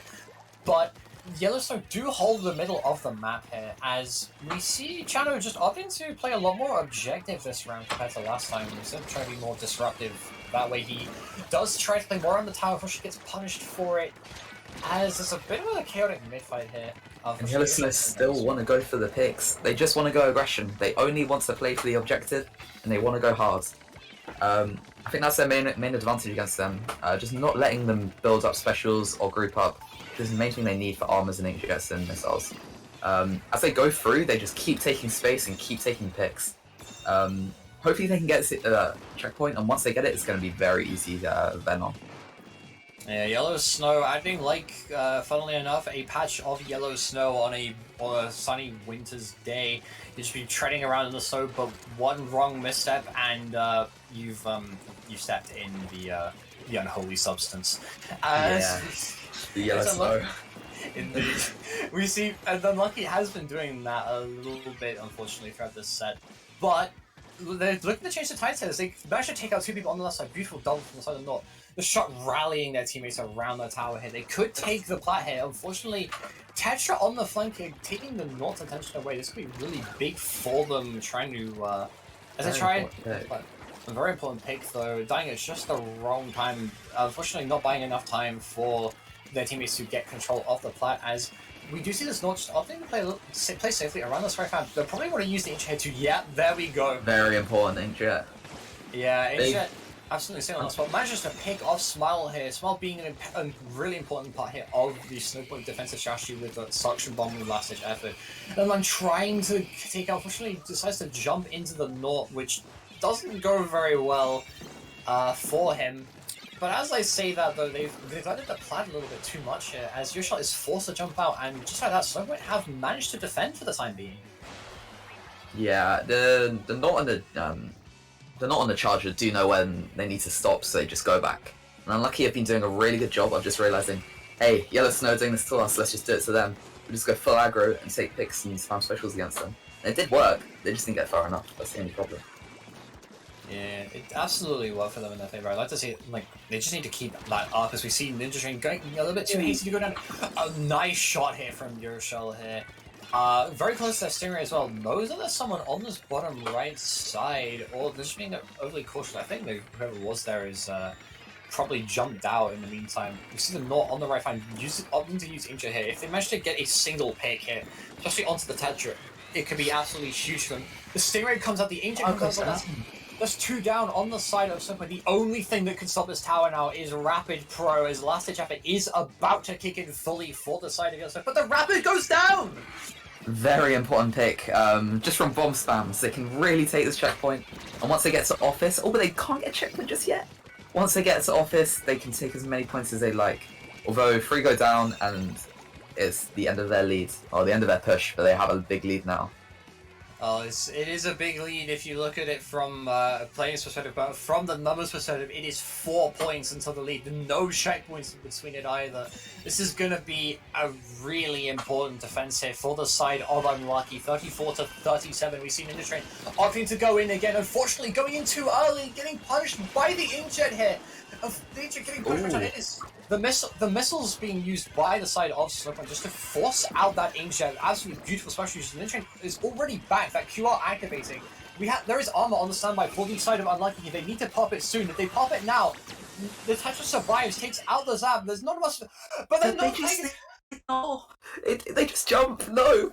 Oh, yeah. Unfortunately, I think Ninja Train's overheating cost them a little bit of a loss there. But they did manage to get really far just into their office, and it was so close to a win. Yeah, going forward a little bit too far. I think the armor might have cost them, unfortunately. Pushing up a little bit too far, for one thing, meant that no one was around the tower to stop the jumps, but also, Ink Armor has a pretty distinct disadvantage. If you've ever had it while being sniped by a charger, you will know this, but Ink Armor increases the knockback that you take by a stupidly high amount. And yeah, it feels crazy. It's absolutely insane. And thanks to that knockback, whoever was riding the tower there got absolutely punted off. And yeah, I think it was Smile. I think he got absolutely shot off back into mid just by that one shot. It just ended. Can't get back inside after one of those. Man just got hit like a golf ball. Yeah, honestly. Gone. But yeah, speaking of golf balls, if you want to buy them, they usually have them in supermarkets for some reason. I have absolutely no idea why they do. It's such a niche sport. But Mako Mark Clams is your next map. It's pretty sport themed map as well. Unfortunately, we're not gonna be seeing golf balls. We're gonna be seeing American footballs or rugby balls, depending on what you want to believe. As we see a slightly different comp coming out from the side of Yellow Snow here. Tri-Slosher for that Ink Armor. A Splashmatic, a lot of burst damage here. They really want to go for those combos. They really want to go aggressive, and they really can do that. Getting rid of their charger, I think, is going to be the main focus for them. Just getting in would be really nice. And they do that straight away. Ninja Train just goes in, causes havoc. He gets 2. Incredible. They just have to push a little bit further now. Yeah, really nice opening from the train. Spotting the charger was stuck in their scope, unable to see him, just decides to pop out, say hi, and then shoot 4 bullets in their face. Unfortunately, they're not able to convert that too well into an advantage here. So we see Unlucky able to hold out for the time being. Unfortunately, the shot going down, but as I say that, the combination of Tri-Slosher and Neo Splashmatic, 2 burst bombs, 1 slosher, 1 shooter, absolutely terrifying combination to play against for any weapon. And thanks to just that amount of pressure, Yellow Snow is able to coat the map in yellow here. Yeah, definitely. It's going to be a little bit hard to push sometimes due to Chano playing Tri, and that's the only armor output. Although that doesn't stop him, and they go in fully. Yeah, they managed to get a trade there. Trading out Smile for the K-Shot. I believe that is Degno on the K-Shot again. Unfortunately, this isn't going to be that big of a push. 3 go down, the last one's jumped in. This is a 1v2, and just like that, Unlucky able to very efficiently clean up Yellow Snow here as we look to see hopefully a counter push from the side of Unlucky relatively soon. They have specials on standby, they have the clams on standby. They just need that opening, they just need that chance, and they're going to be looking for that now with the Inkjet and Tenta missiles. Yeah, and especially if you're looking at it from the Unlucky side, you may be thinking, yeah, that's actually a right if they push, because we get free pity, and as they go in, they just get points. Though they don't use their own pity, but they can use that for another push later on. Train goes in, but he ends up dying just to the Nort, and the Nort knows when to back out and just goes back, which is a pretty safe play. Yeah, I really like that play from Unlucky there. They forced enough of an advantage to be able to score a clam, get a few in, but they didn't push it too far. They managed to keep a couple of their members alive, especially that Nort, and they were able to punish Yellow Snow for it, which has put them in a much more favorable position than they would be in otherwise. That said, the Bombers coming out from 11 and Line Edge, just looking to try and disrupt this right side. Right side being a really important area of the map to hold if you ever want to get a push on this stage as Yoshell goes down on the Fire Fin. I think they're having a little bit of trouble dealing with all of the missiles and the chip damage from the side of Unlucky so far. But as I say that 3 go down, it is just Ninja Train alive on this bottom side. And that's a very delayed wipe. This is a really good chance for Unlucky to push it.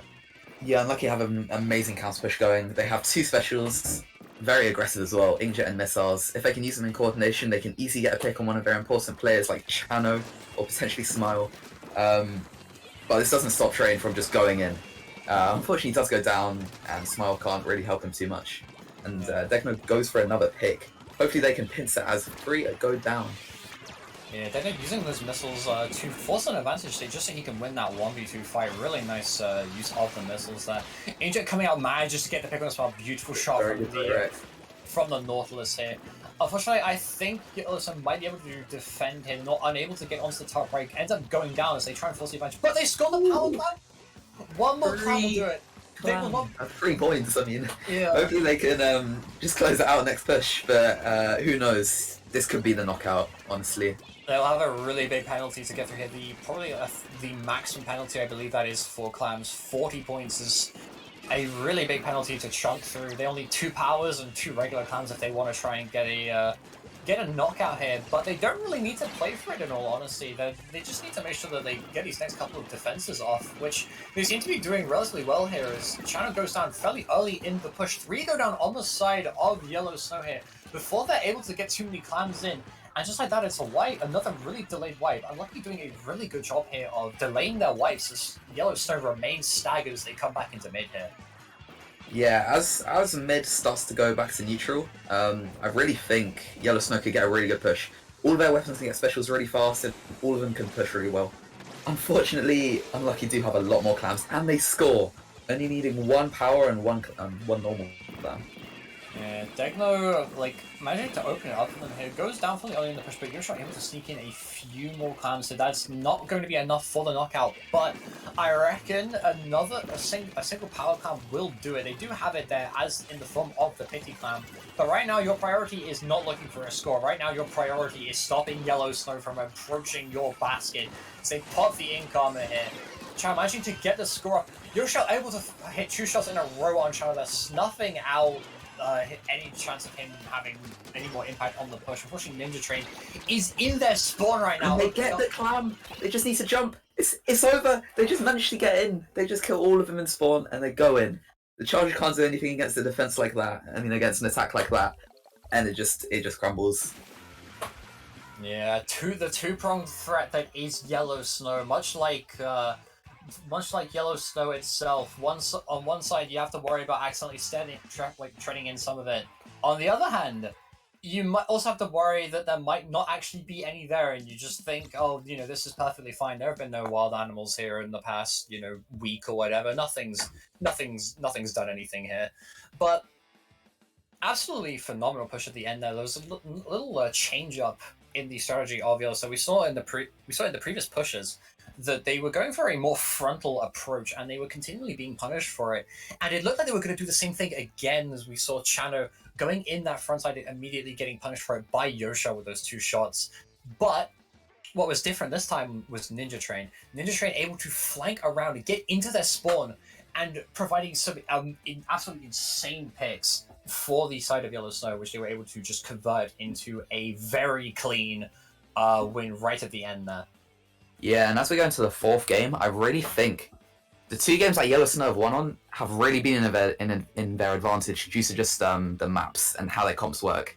And for Unlucky, it was really nice having a TC Ancho game because it just really suits their backline focused comp.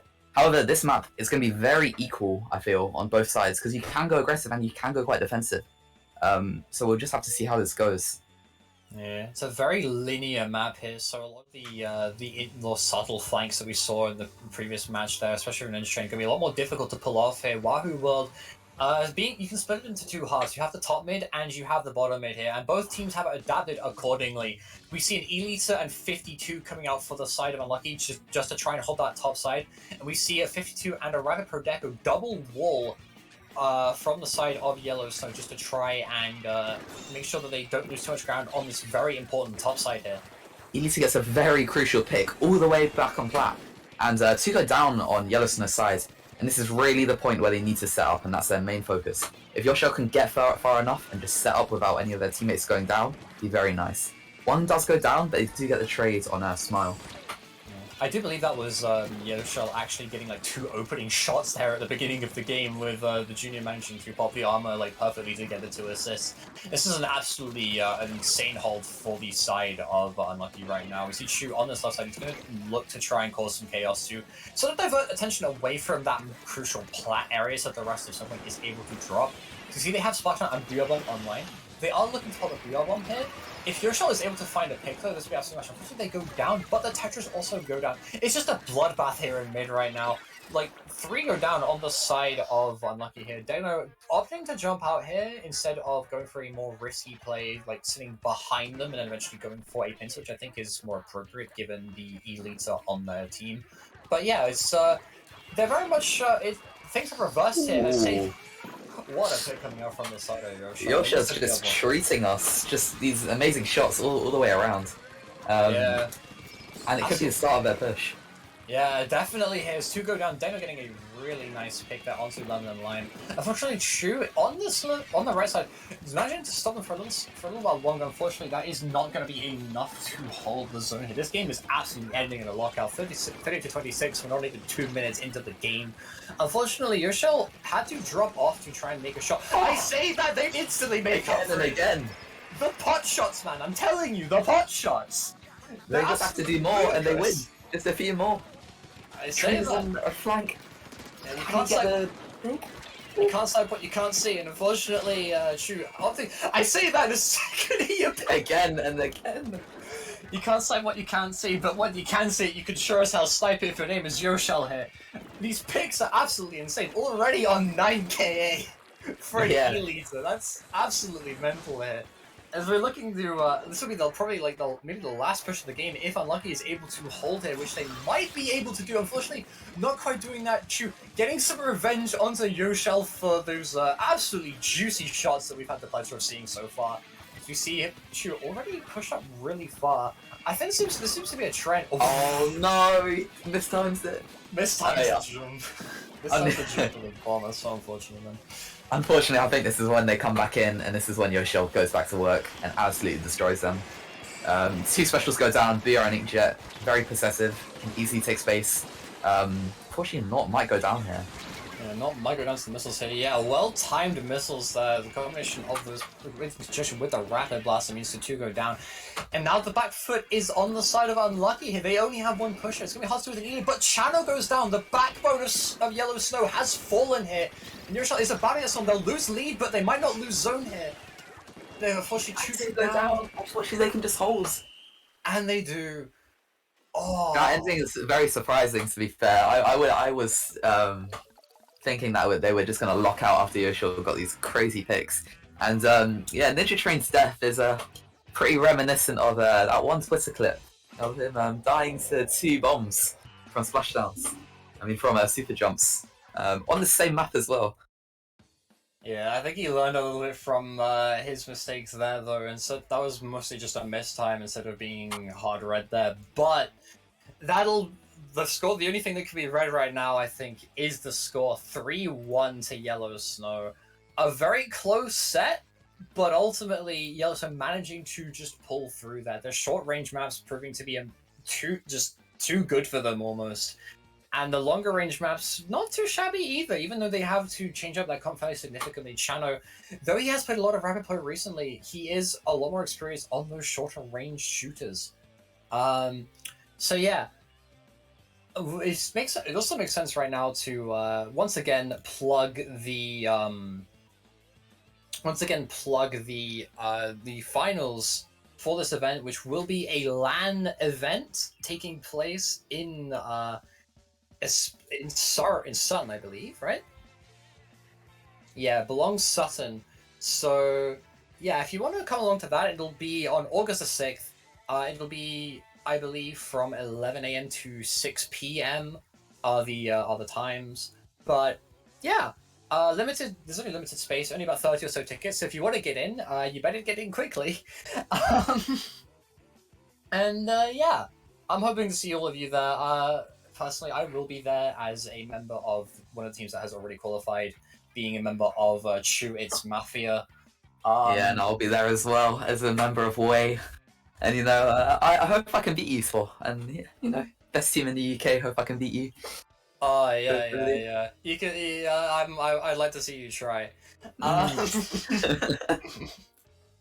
Yeah, it's looking to be a really, shaping to be a really good event so far. Having been behind the scenes and a part of the tournament, so come along. It'll be fun.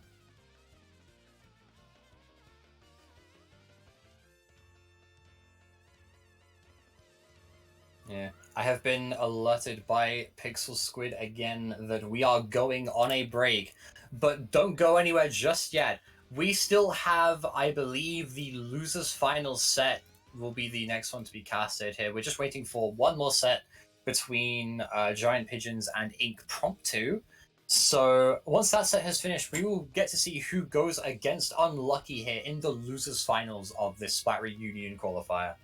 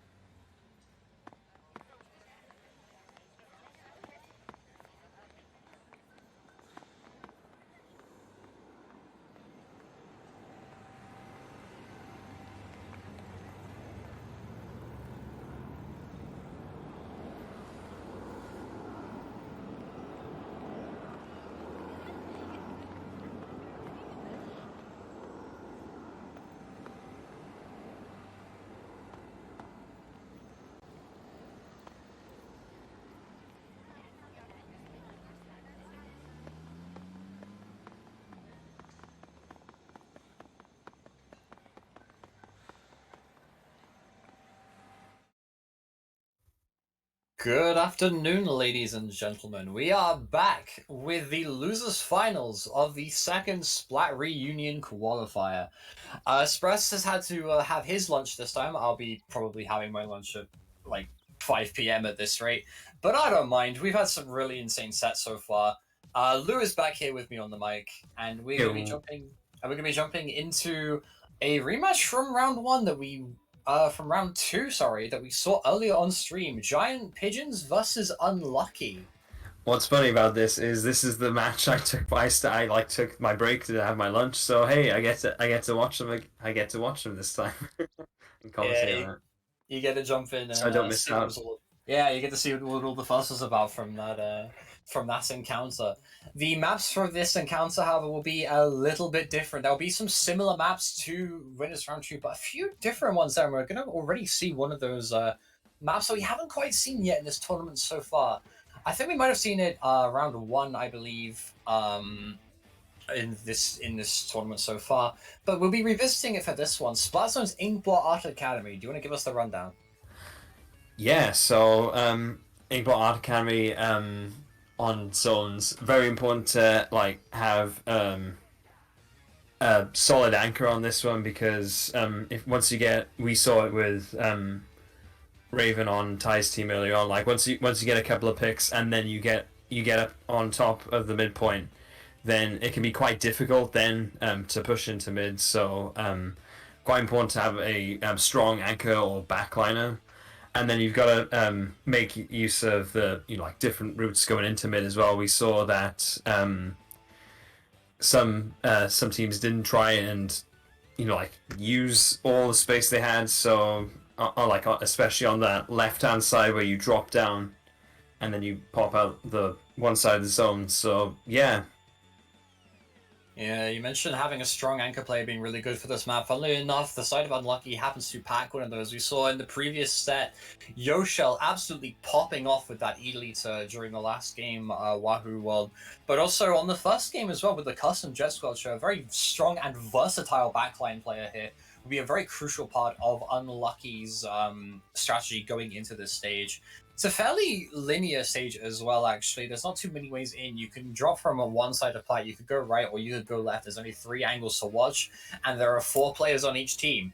So you're going to have to do a little bit of trickery, use a few specials in a coordinated fashion to try and get any sort of leverage here. However, that said, we did see in the previous set, while Yoshell is a very strong backliner, they can be often forced out if they are hit with enough bombs and with enough specials. And we did see stuff like the Flingser Roller come out from the side of Giant Pigeons in the previous set. Flingser Roller being a weapon that can pump out missiles like none of its business. So it'd be interesting to see how Giant Pigeons opt to adapt this time and learn from their mistakes that they might have made in the previous set. Yeah, it'd be interesting to see their comps as well. I mentioned obviously using the subs and specials to try and get that, try and push the E-liter out. So that's the thing as well. If there could be a possibility of Unlucky sort of double teaming, so having each other's backs, so they're gonna watch out for that too. Yeah, they're gonna have to be really careful here. Unlucky being a more recently up-and-coming team, but still a very strong team nonetheless, having taken some games and some set wins off of some of Europe's top players within the past couple of weeks. So obviously, that's no mean feat to do. That's the kind of thing that you'd expect a team like Cheers Mafia to do, right? So yeah. Very strong. They've been doing really well for themselves here, but Giant Pigeons, not daunted. Personally, if I was a Giant Pigeon, I wouldn't be scared of anything either. So it's like who would win in a Splatoon match? One Giant Pigeon or one Giant Pigeon, or 4 Unlucky Boys. As we see the first stage, Yoshell opting to stick with that E-liter that worked so well from them in the last game. We see a Junior and an orange NZAP from the side of Giant Pigeons with a lot of last-ditch effort. They are looking to spam the hell out of this E-liter here just to try and get some ground. And there we see the E-liter Nautilus on the midpoint, as I was saying. Oh, Nautilus pushing up right now. just trying to get some ground as they hold the zone for as long as possible. I'm guessing the Elite is still on midpoint. They are. Yeah, we see the side of Giant Pigeons here. They're using armor, unfortunately not really getting that much value out of it. Armor not really opening up any opportunities for them. As the Zap goes down, the shot going down with them, that's going to be the shot. probably 3 out here. Motive opting not to chase, wisely recognizing that that was a bait. Opting to just stay back a little bit, paint this left side for ink armor, which is going to be really big as Yoshel hits another shot there onto Lucas. It's going to be, this is some really important picks coming out from Unlucky right now, just denying the armor, denying those key specials that Giant Pigeon need to push back in. The Pigeon may be giant, but it probably doesn't have wings quite yet. As I say that, they pop armor, but the Zap goes down. The wings have been collected. There should be a zone hold for the side of Unlucky. If they manage to get this pick onto the Junior, trying to hang on for dear life right now. Oh, Unlucky. Not able to jump out, and that'll probably be the first game going to Unlucky here. A super good lockout from them. Yeah, super fast game from Unlucky. From the outset, as we were talking about, like having an anchor midpoint, and while the Elite did move around, they were always like not too far from mid, or Yoshel just getting those few picks, and then the Nautilus as well pushing up after like joining Yoshel on mid. There was an opportunity towards the end for Giant Pigeons where they had, I think, double missiles coming out, but then as we saw, Unlucky managed to just hold the zone, get some last minute picks, and yeah, ended up winning it. Yeah, Yoshel providing some incredibly valuable picks. Always seems to find the right shot at the right moment there. We saw the previous game, Giant Pigeons, Akira being able to just fly around the map, got a couple of picks of his own. Unfortunately, the rest of Giant Pigeons were unable to follow up on that. So I think maybe this game, Akira might want to adapt his gameplay a little bit so that perhaps being a little less selfish, a little bit more directly trying to enable the rest of his team to go in, because when you're trying to go in against Elite that hit dangerous shots like that and a Nautilus, you're going to be very hard pressed with a short range comp like that. However, we might see a comp shift come out here. This is a very nice foil flings map, and we did see foil flings that come out on Reef, which is a fairly similar map in how you often have to move around it. I think Unlucky here, looking to stick with the same weapons though, being very confident, pressing A like almost instantly there. You see Akira just waiting to press A. I'm almost certain that he's picking a brush. Which will probably provide them a lot of value yet again here as we go into Tower on Anchovy. Yep, here we go into game 2. Just thinking about as well what each team would do from the outset in terms of, obviously you don't want to just rush to the tower, you want to get some picks as well, so it's whereabouts they're going to come from. Yeah, exactly. They can spread out a lot on this map. You do have to worry about the fans a lot, but there is also that far left flank that teams do. We saw in the previous set players such as Lemon and Lime and Ninja Train taking advantage of that. However, neither side opting to use that flank right off the bat here. Deciding for a more frontal approach, Akira going into the plug with the ball, unfortunately Yoshel sniping the mini out of existence here, but this looks like it's going to be an opening push, a huge push, a huge double coming out here from Glacier. Glacier looking for a pick onto the north. If they 2v1 it, they might be able to get some value here, but unfortunately not able to escape, but that will be plat control going towards the side of Giant Pigeons there to look for a first push. Yeah, some very nice picks from Glacier there, which means that they've got a really good push going right now, and that could stop right here as they come up to the second checkpoint, and it's got back to Yoshel on the tower now. Yeah, 4 specials online for the side of Unlucky right now. Often pop the Ink Chair here in conjunction with the Ink Armor, looking to get a pick onto Akira, forcing the drop. This is pretty dangerous here if the landing gets punished. Unfortunately, if you're opting to just kind of jump out, I think it's a little bit too much damage. I wanted to remain safe, which personally I think that's a very respectable play. Unfortunately, 2 go down on the side of Giant Pigeons.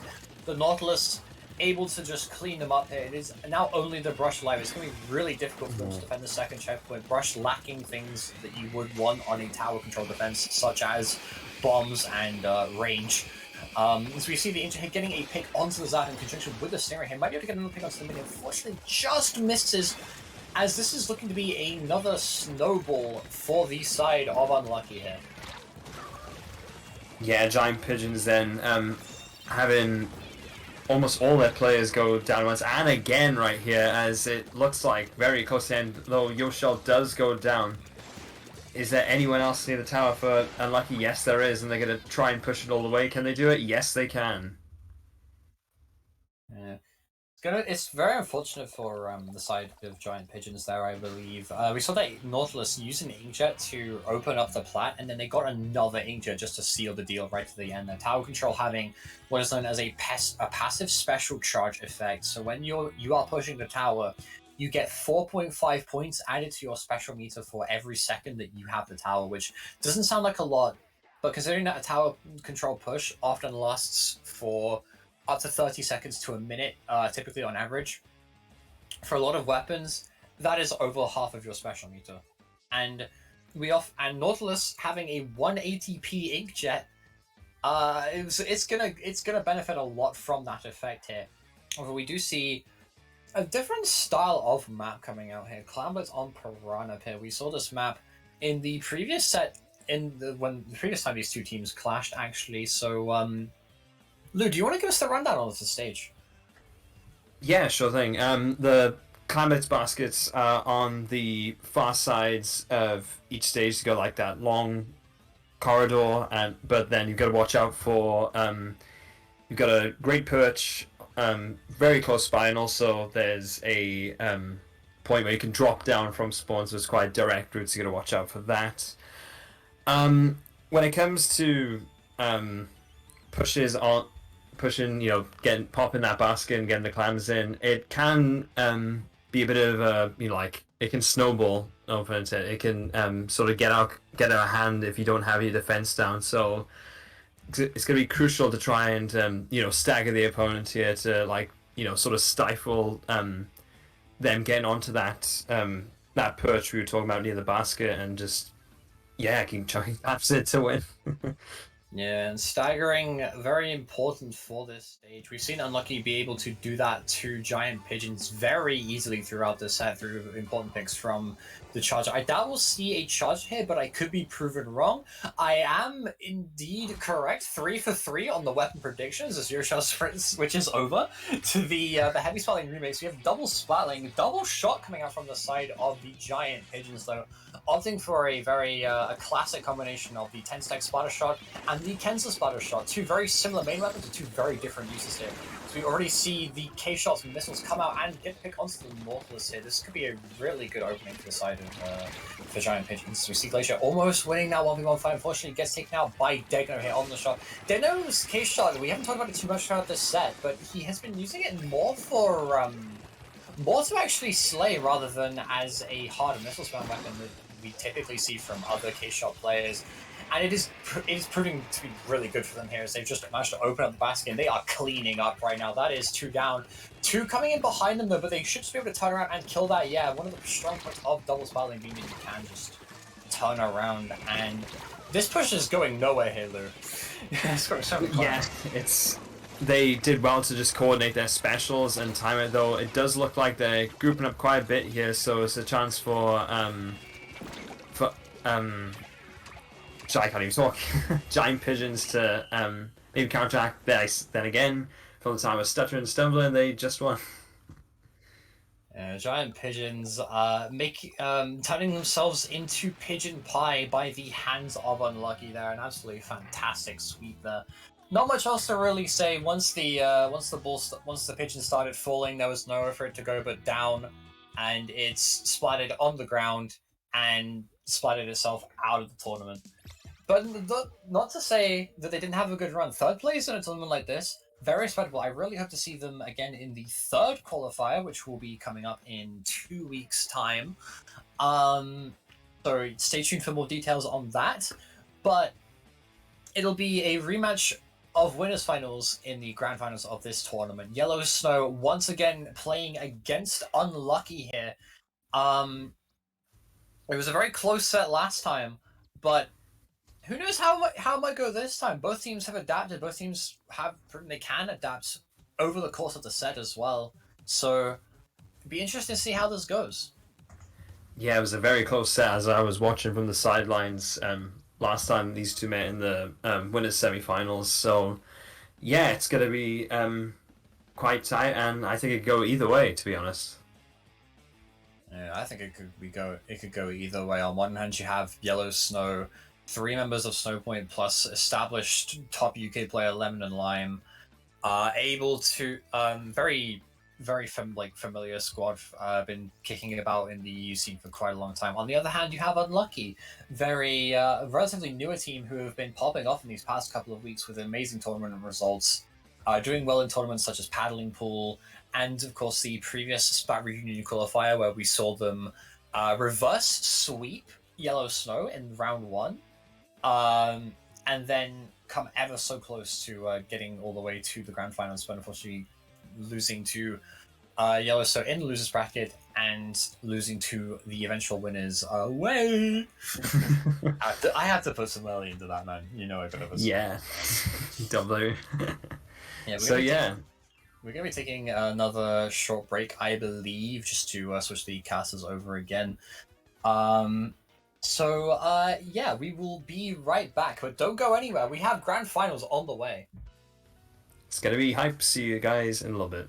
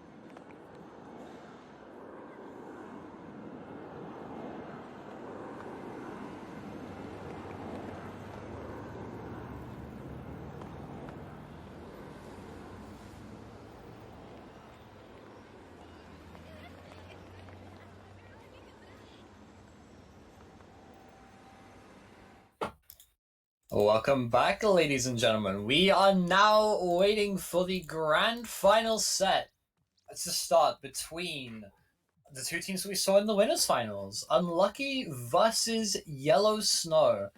And I'm joined once again by Espress. Yeah, hello, I'm back once again. Hi back. Yeah. Hopefully it's going to be a really nice set. We saw some really close games. Even if the set only showed 3-1, it should go down to the last moment. Yeah, last set went absolutely down to the wire. We're gonna see some. We're gonna see a bit of a change of pace here. We were talking in the previous team time these two teams collided that the maps definitely favored Snow here, but I'm not sure if I agree with if I can say the same for this this one right here. Grand finals starting out on Splat Zone's Piranha Pit, but then following immediately into Inkbot Art Academy. We've seen Piranha Pit on zones. Not once in the summer, I believe. We've seen it on Clams a couple of times, but we haven't seen it on zones just yet. So there's a few ways that this map differs, but I'll let Espress clue you in on that one. Yeah, I think Yellow Snow are going to have a way harder time than Unlucky on this, because we all know your shell's going to get some mad snipes. And as we know, we're going to go into the game, and hopefully they can have some good positioning and get some good picks. Yeah, they've been using double splatling here on this map on the Clamblitz variation, but they might opt to stick with it here on this particular occasion. Instead, opting to go for the Fire Fin, looking for those extra shots here. Meanwhile, Yellow Snow running their tried and true singular armor comp with Rapid Deco, K52 for that double spatial action, and the Tetra and the K-Shot just being there for good. Unfortunately, they're not already going down here, and that's 2 down on the side of Unlucky here. This is going to be an early push for Yellow Snow as they try to pop in the armor here just to secure control, I believe. And this will be an early knockout here for the side of Yellow Snow. Yeah, I think I really like Channel's pick on the Rapid, because your shell is just a massive problem, and that's one weapon that can really deal with it. Especially with the amount of ledges, you're going to be able to hit around the walls with Rapids. And as this happens, 2 go down on Unlucky, and the third one goes down, so they can get a really nice push and set up their specials. At this point, they're probably doing a 2-2 split on left and right side, with Rapid being on left, which is good on every single point of this map. Yeah, we see Rapid and Tetra sitting on this left side. We've seen Chano and Chano, like, normally being in conjunction with one of his teammates to normally Ninja Train, having Ninja Train opting to play around Smile on the right side here. The position is fantastic here on this hold. It's this Bomb Launcher and the Inkjet come out from Unlucky here, looking for picking the Inkjet. Unfortunately, drifts a little too close to Smile here and gets punished for it. But you do see the Build Bomb. This should be taken out here. That's 1 down. This delayed, very delayed picks coming out for Unlucky here. Unfortunately, a little bit too delayed here, I think. As Yoshua is forced to jump out here. Unlucky have 1 chance to get back into the zone here, but Chano is all the way up on that ledge alongside Swell here, and they're not giving them an inch. And as Yoshua goes down, I don't think they can with much range. Well, they do make a last-ditch attempt. Chano gets 1, but it's simply just a K-shot left. It's a very clean game, but I think it was just due to the way they played to start. They just really underestimated Chano, and he just went to conveyor, and after that you can't really do much. Yeah, very nice team play from the side of Yellow Snow, able to just sort of surround the individual members of Unlucky and then just collapse on them. We saw that time and time again. They tried to use a special, and every time they tried to use a special, Yellow Snow would just slightly readjust. But that slight readjustment would be enough for them to be completely safe and able to counter with some bombs of their own, or even some Rapid Pro fire. However, the Rapid Pro isn't going to be able to move around as much on this map. Do you reckon that they're going to offer something a bit shorter range here, maybe? I wouldn't be surprised if they went short range, but I actually don't think Rapid's a bad pick on this map. Like, he won't be able to move around much, but you can hit so much on this map. You can hit snipe, you can hit left, you can hit plat, and it's just a good armor weapon as well. And it does leave Smile with an opportunity to go just really focus on his aggro potential, even though he is usually a support player. So he gets a lot of movement on that side. However, I think on Unlucky side, they could really go with a short range comp, go with their classic Zap, Nort, Charge Room, and Flex, and they can put a lot of work in that way. Yeah, this map's pretty good for comps like Unlucky. So there are 2 stacks in the middle of the map. Having control of both of those stacks practically ensures that you will not lose control of the mid here. Not only that, but it gives you 2 perfect angles to look for a push from. Thanks to the fact that on this map, much like Tower Control in Bard Academy, has a little step that leads straight to the basket, which you can actually score clams from. So I'm hoping to see these teams abuse that throughout this game. But there's also the more traditional push of swimming up the wall or taking the uninkable on the left side of the plat here if you have control of that left stack. So we're going to be getting into this game now. I didn't catch what color Yellow Snow was last game. Are they still in the yellow? They are, in fact, in the yellow this time around. They get the yellow buff. They get the yellow buff. As we see a slight change up in the comp from Unlucky, opting for a splash over the key shot. Meanwhile, Yellow Snow sticking with the tried and true Rapid Brodeco K52 double wall combo with side of Tetras and missiles. We see Tetra go left at the start, and it's pretty common. Although Nort does take down his pair who was with him, and I wouldn't be surprised if Train literally goes to plat right now and just starts pushing like he does. Oh, what a shot by Yosho. To be fair. Yeah, unfortunately, Modupe unable to get the follow-up to secure the control of the plat. He's also able to get in. That's all 4 of them are around this plat area. Unfortunately, they haven't really collected that many clams, so they don't have that much of a push. They do opt to score, but Ninja Train already going down. The Rapid going down as well. This should be the end of the push. Modupe here just opting to hold the armor here. Looking to just try and hold it. They get a beautiful wipe here. This is some really smart special play from Modupe here. They could have opted to pop the armor there, but instead they've opted to save it, trusting their teammates will be able to clean up, and lo and behold, they have managed to clean up, and they have 3 specials ready for this counter push here. They have so many specials, but they don't have the one special they need to properly go in, and that's Inkjet. If he could just have got his Inkjet, I think he would have absolutely taken it, and it would have been all down. But he does try and take top left, and because of this just not enough aggression to go down from this, quite unfortunate as they couldn't utilise it a bit too much.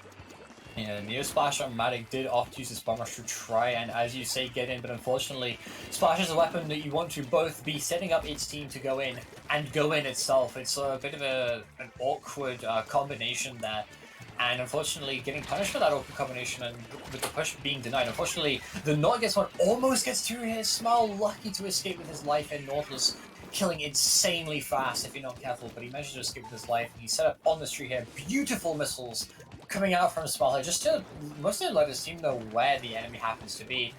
As unfortunately Ninja Train goes down, Lemon Lime following suit, and this should be a retake for the side of Unlucky as they go back into mid here. But they do have the Inkjet on. They will have the Inkjet online in a second. Let's see what they do with it here.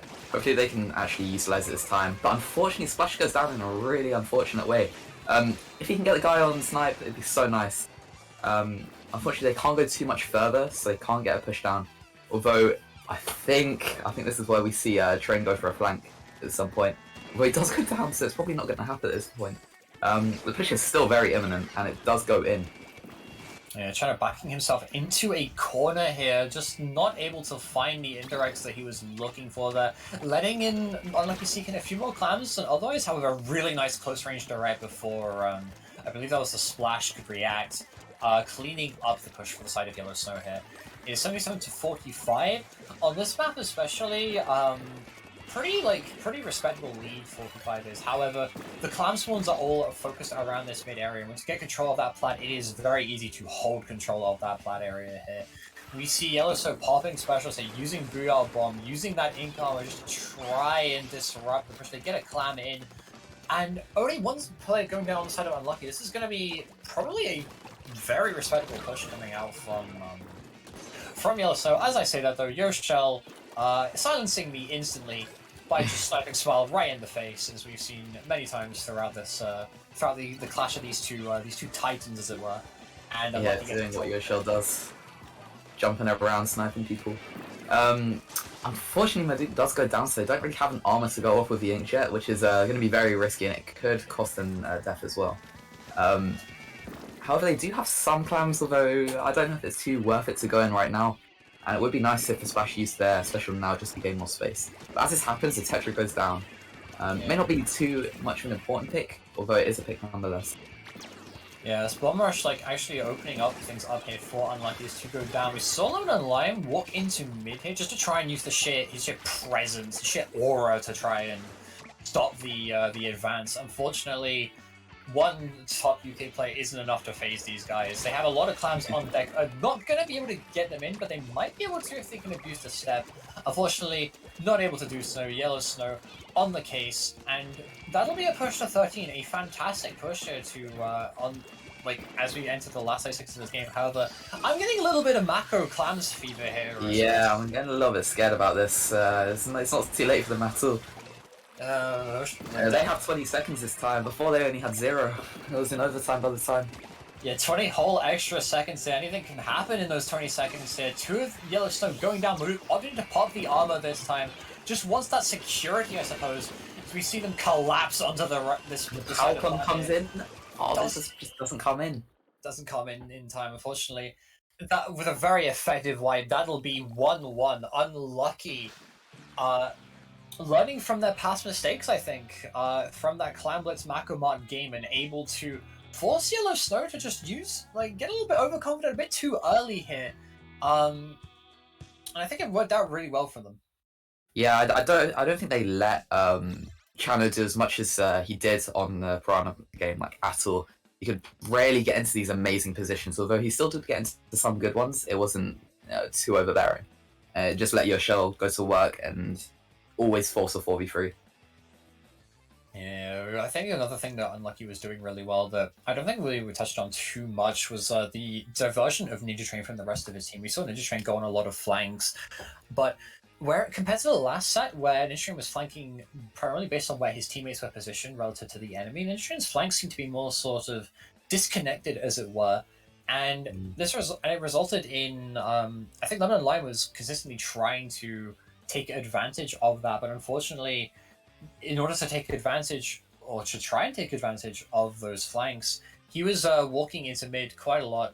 And if there's one thing that you don't really want to do when you're playing against Yoshell plus Nautilus, it's walking into mid. Yeah, you really don't want to do that. Going in that line of sight is awful.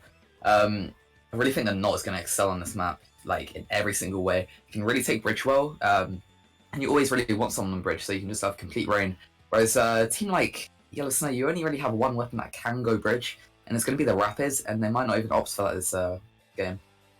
Yeah, I think the Nautilus is really good on bridge, but another place that is really good is that closed area.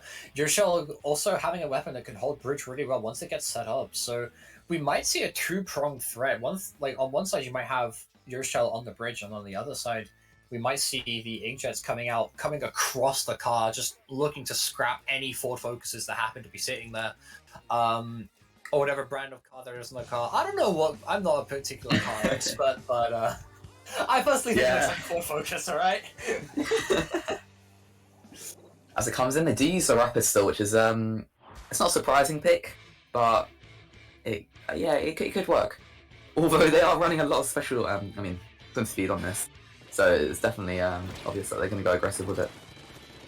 Yeah, high focus on mobility here on this stage, which is going to be really important for when they're trying to get control of bridge. But TC Reef being a map, but it can often be very slow when the gameplay is around the trio. They 10 missile the charger here. It's a very well placed missile by Splat. Unfortunately, the splash going down, Yoshell getting another shot onto Chano here. A really nice finish right as Chano was about to back out safely as well. Unfortunately, it's just Yoshell alive, and they will be collapsed on by the remaining 2 members of Yellow Snow. But they do preserve that Stingray, so Yellow Snow in no way that are ready for a good push just yet. Yeah, no, they're not in a brilliant situation right now, especially against Yellow Snow when they have 3 specials and 4th coming soon. Especially being missiles, bomb rush, and armor. But it's countered by Ray, but it doesn't look like it's doing too much against Smile. Struggling against the tower at the moment, but hopefully they can get checkpoint soon. Yeah, so using his missiles almost the instant the Ray was popped there, just to try and snuff it out, which bought them the checkpoint, bought the rest of his team more time. Unfortunately, Chano needing a bit more than time, needing to stay alive, goes down, and that'll be Yellow Snow being opened up here. Nice splashdown cancel hit is just the Rapid Pro coming out of Swan. That'll be a delayed wipe for the side of Unlucky here. Really nice play. almost getting a really sweet kill on the Dano here, but unfortunately Dano does not want to mess around on this occasion, especially when they're this close to missiles. With Unlucky having 4 specials on deck, popping armor, popping missiles, popping inkjet. They're using all 4 specials and they haven't even gone to the first checkpoint here, Express. Yeah, no, it's a little bit... Although, they did get 2 picks from it, so it kind of makes sense. But it's very risky doing something like that in general, so... They're going to have to watch out for this next checkpoint because they really have nothing to deal with it, especially on the side of Yellow Snow when they have armor right now. Although somehow they managed to get missiles back already. Yeah, that's a special charge, plus the K-Shot 180p missiles doing a lot for them right now. They managed to get lead. Yoshua managing to pop Stingray from this top at the North, providing them with this protection. We were talking about Nautilus potentially really good on the bridge. And they were... important picks. Yeah, three important picks. Oh, it is. Yoshua hitting... like, so many shots this game, like, you may as well be, like, a bottle of whiskey with how many shots are coming out of it right now, like... the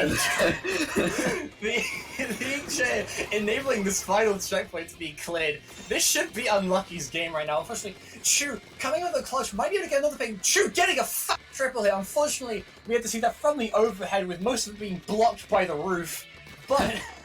make no mistake, Chu has just put the rest of his team back in this game. It is not over yet, folks. We still have 2 more minutes of tower control left to play. Yeah, Yoshua is still sniffing something out by car. They know everyone's around them, and he gets a pick on the splash. A really nice pick. And they just need their ray, they just need their missiles, and they just need their armor. They win from this. Although, maybe they want to push even further.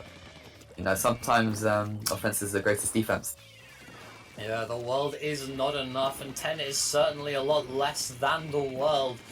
Having a population of close to 8 billion people now, I believe, at this point. But we do see Snowpoint beginning the push here with a bomb rush. Unfortunately, Smile, probably not in the best of moods, having died to a suction bomb that he didn't see. And that's going to be a massive delay on Yellow Snow's push here, as Yoshel, another 2 shots coming out of him. Double, it's constant. It's consistent, man, I'm telling you, man, bottle of whiskey. And I think Yellow Snow here, unfortunately, thank God their ink color is yellow, man. Yoshel is striking fear into them right now. As they want to get this tower moving again, the missiles and the armor and the injury coming out. I think all those specials being used. Yoshel manages into channel. Oh my God. Absolutely insane. 11-11. Looking to try and clean up. Unfortunately, goes down to the north. It is just a Tetra alive. Trying to spam auto bombs at the tower, but the auto bombs are just going to walk off the tower, knowing them. Yoshel managed to trade again. I think it's a really good idea them pushing left, because it really pushes the tower onto the other side, and it's going to take a good 20 seconds for it to even get back into mid. Yeah, exactly. It gives them a chance here to try and hold the bridge. Unfortunately, it is only the Nautilus. They do get punished for taking that 1v4 fight. So you see Smile in a really good position to use missiles here. I'll need to hold off on them for a little bit, though, as 2 players go down on the side of Unlucky here. And what we're talking about Unlucky here, 16k on the Charger, I just want to point out. Yeah, you don't see this often, I'm going to be honest, especially a team like Yellow Snow. You do not see that really, much less against one of the top UK teams.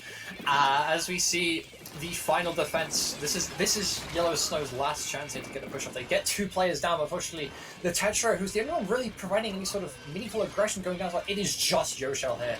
But that means it's not over, folks. Unfortunately, Smile able to win the 1v1. No more clutch plays coming out of Yoshua just yet. They're not going to have Stingray in time for this push. There's going to be no specials on each side. They just need to push. It's going to be full. Main weapons. It's raw main weapons. 4v4. That's it. Yoshua, they do get an armor. And they take leads in the last seconds. They couldn't regroup. Their comp doesn't let them regroup fast enough. They just had to do what they were given. Yeah, the combination of Charger plus Nautilus there. The only thing really trying to stop the tower, unfortunately, Yellow Snow just providing a bit too much annoyance for them to get in any sort of good position to land shots onto the tower there. I think definitely I would have liked to see a few more suction bombs from the side of Unlucky, but by no means is this over. They have come back from this the situation before. They've come very close to doing it at the very least, which is better than a lot of teams that I know. I can say that for sure.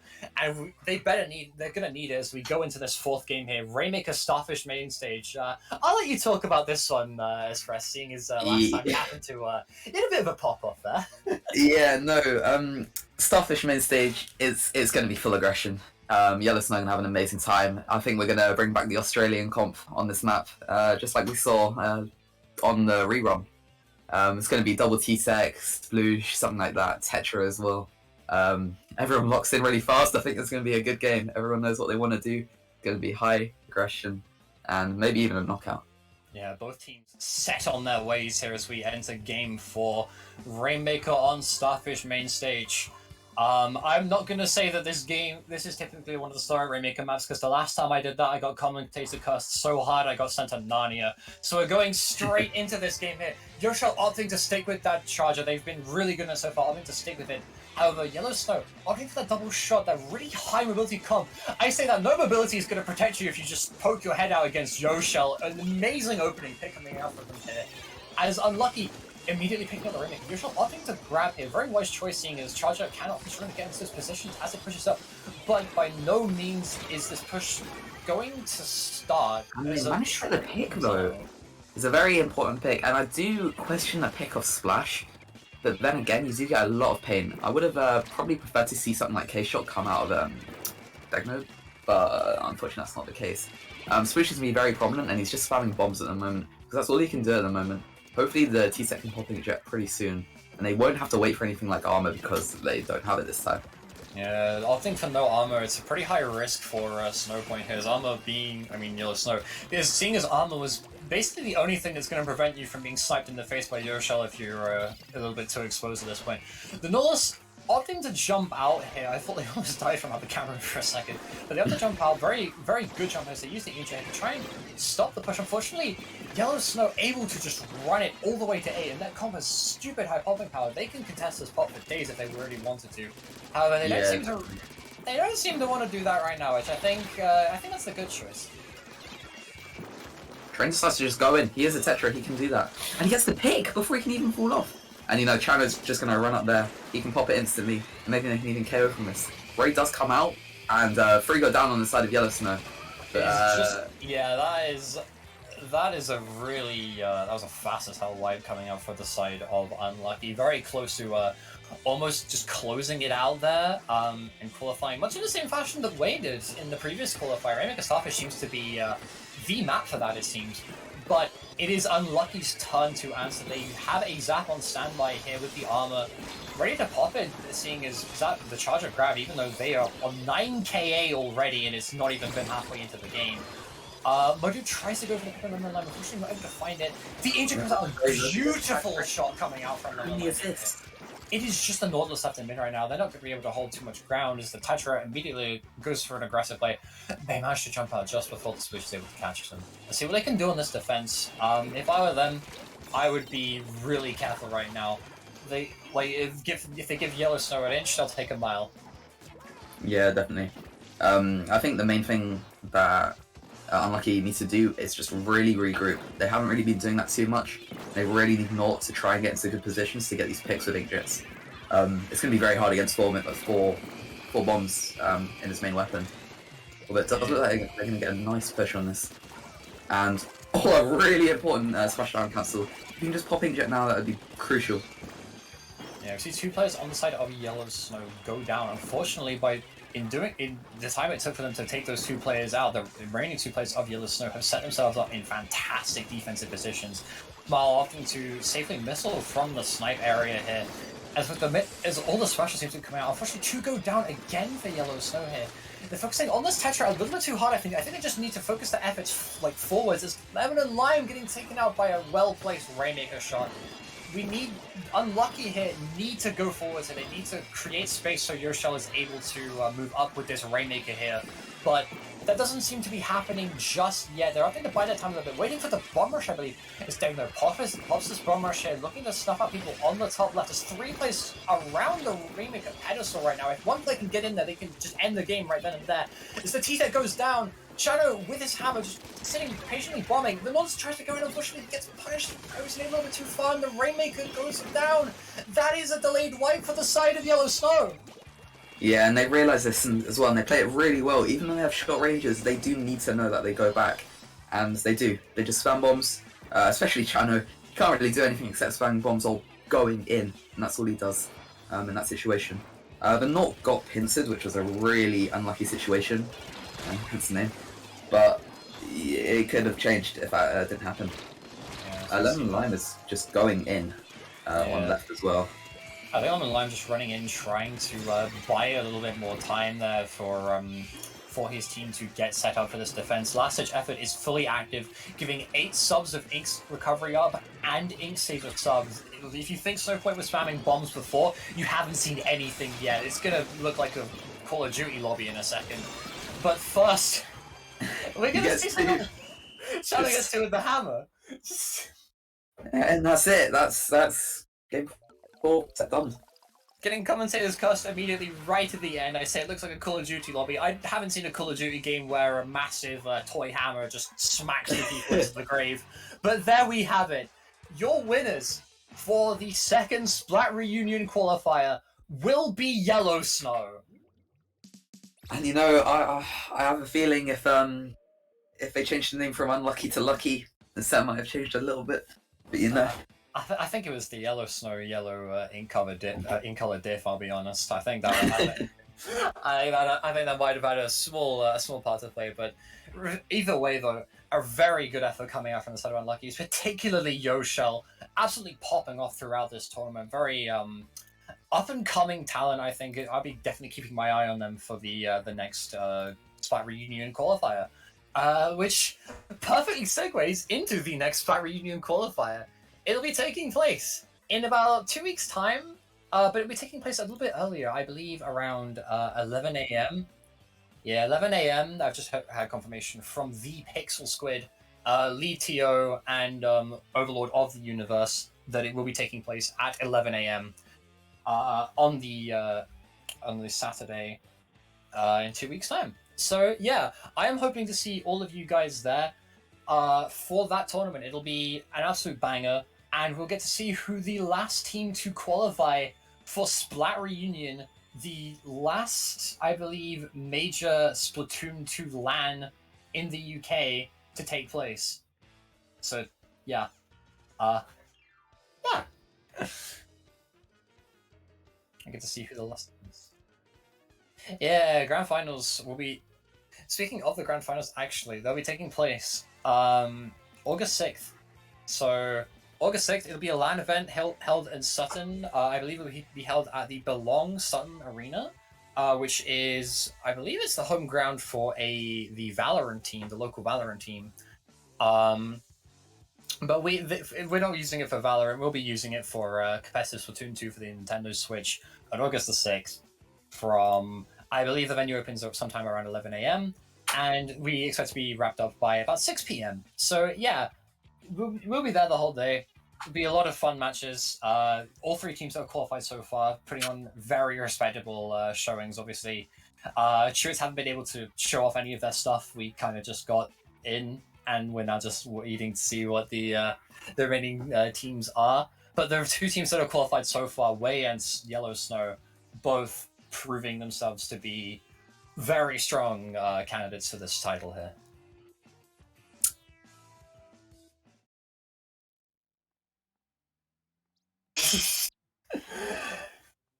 And yeah, so thank you all for watching this this final qualifier. I have been Spore, and I have been. I gotta say, Espresso, it's been an absolute pleasure to commentate with you and Lou as well, and to watch all of these amazing games unfold. There's particularly that winners finals set. That was absolute banger of a set, if you ask me. Yeah, it was really nice commentating. It's been a while since I've done this, so it's good to come back and do this. But yeah, follow me. I'm cool. Follow me. Yeah. Espresso on Twitter. You can find me on Twitter at CloudSpore. The username Spore Cloud was taken by an account that was made many years ago and then never used ever again, as is typical Twitter fashion. So you have to swap the Spore and the Cloud for me, unfortunately. But yeah, that's where you can find me. You can also find me on Twitch at Spore with an underscore. So that's like Spore, but then an underscore immediately following it. And yeah, Lou, do you want to go ahead and Yeah, sure. I'm pretty much LouisBoy124 on Twitter, Twitch, everywhere. I haven't done Twitch in a while though that might change in the next couple of months. So yeah, I'm LouisBoy124 everywhere. Go find me. Yeah.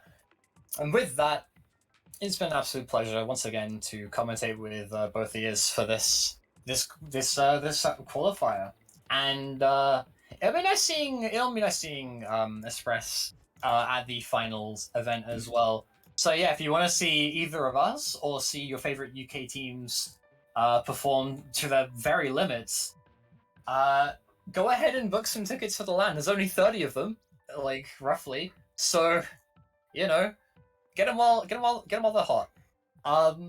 And yeah, that about wraps it up from us. Thank you all for watching once again, and we'll see you all in 2 weeks' time. So until then, have a good night, everybody.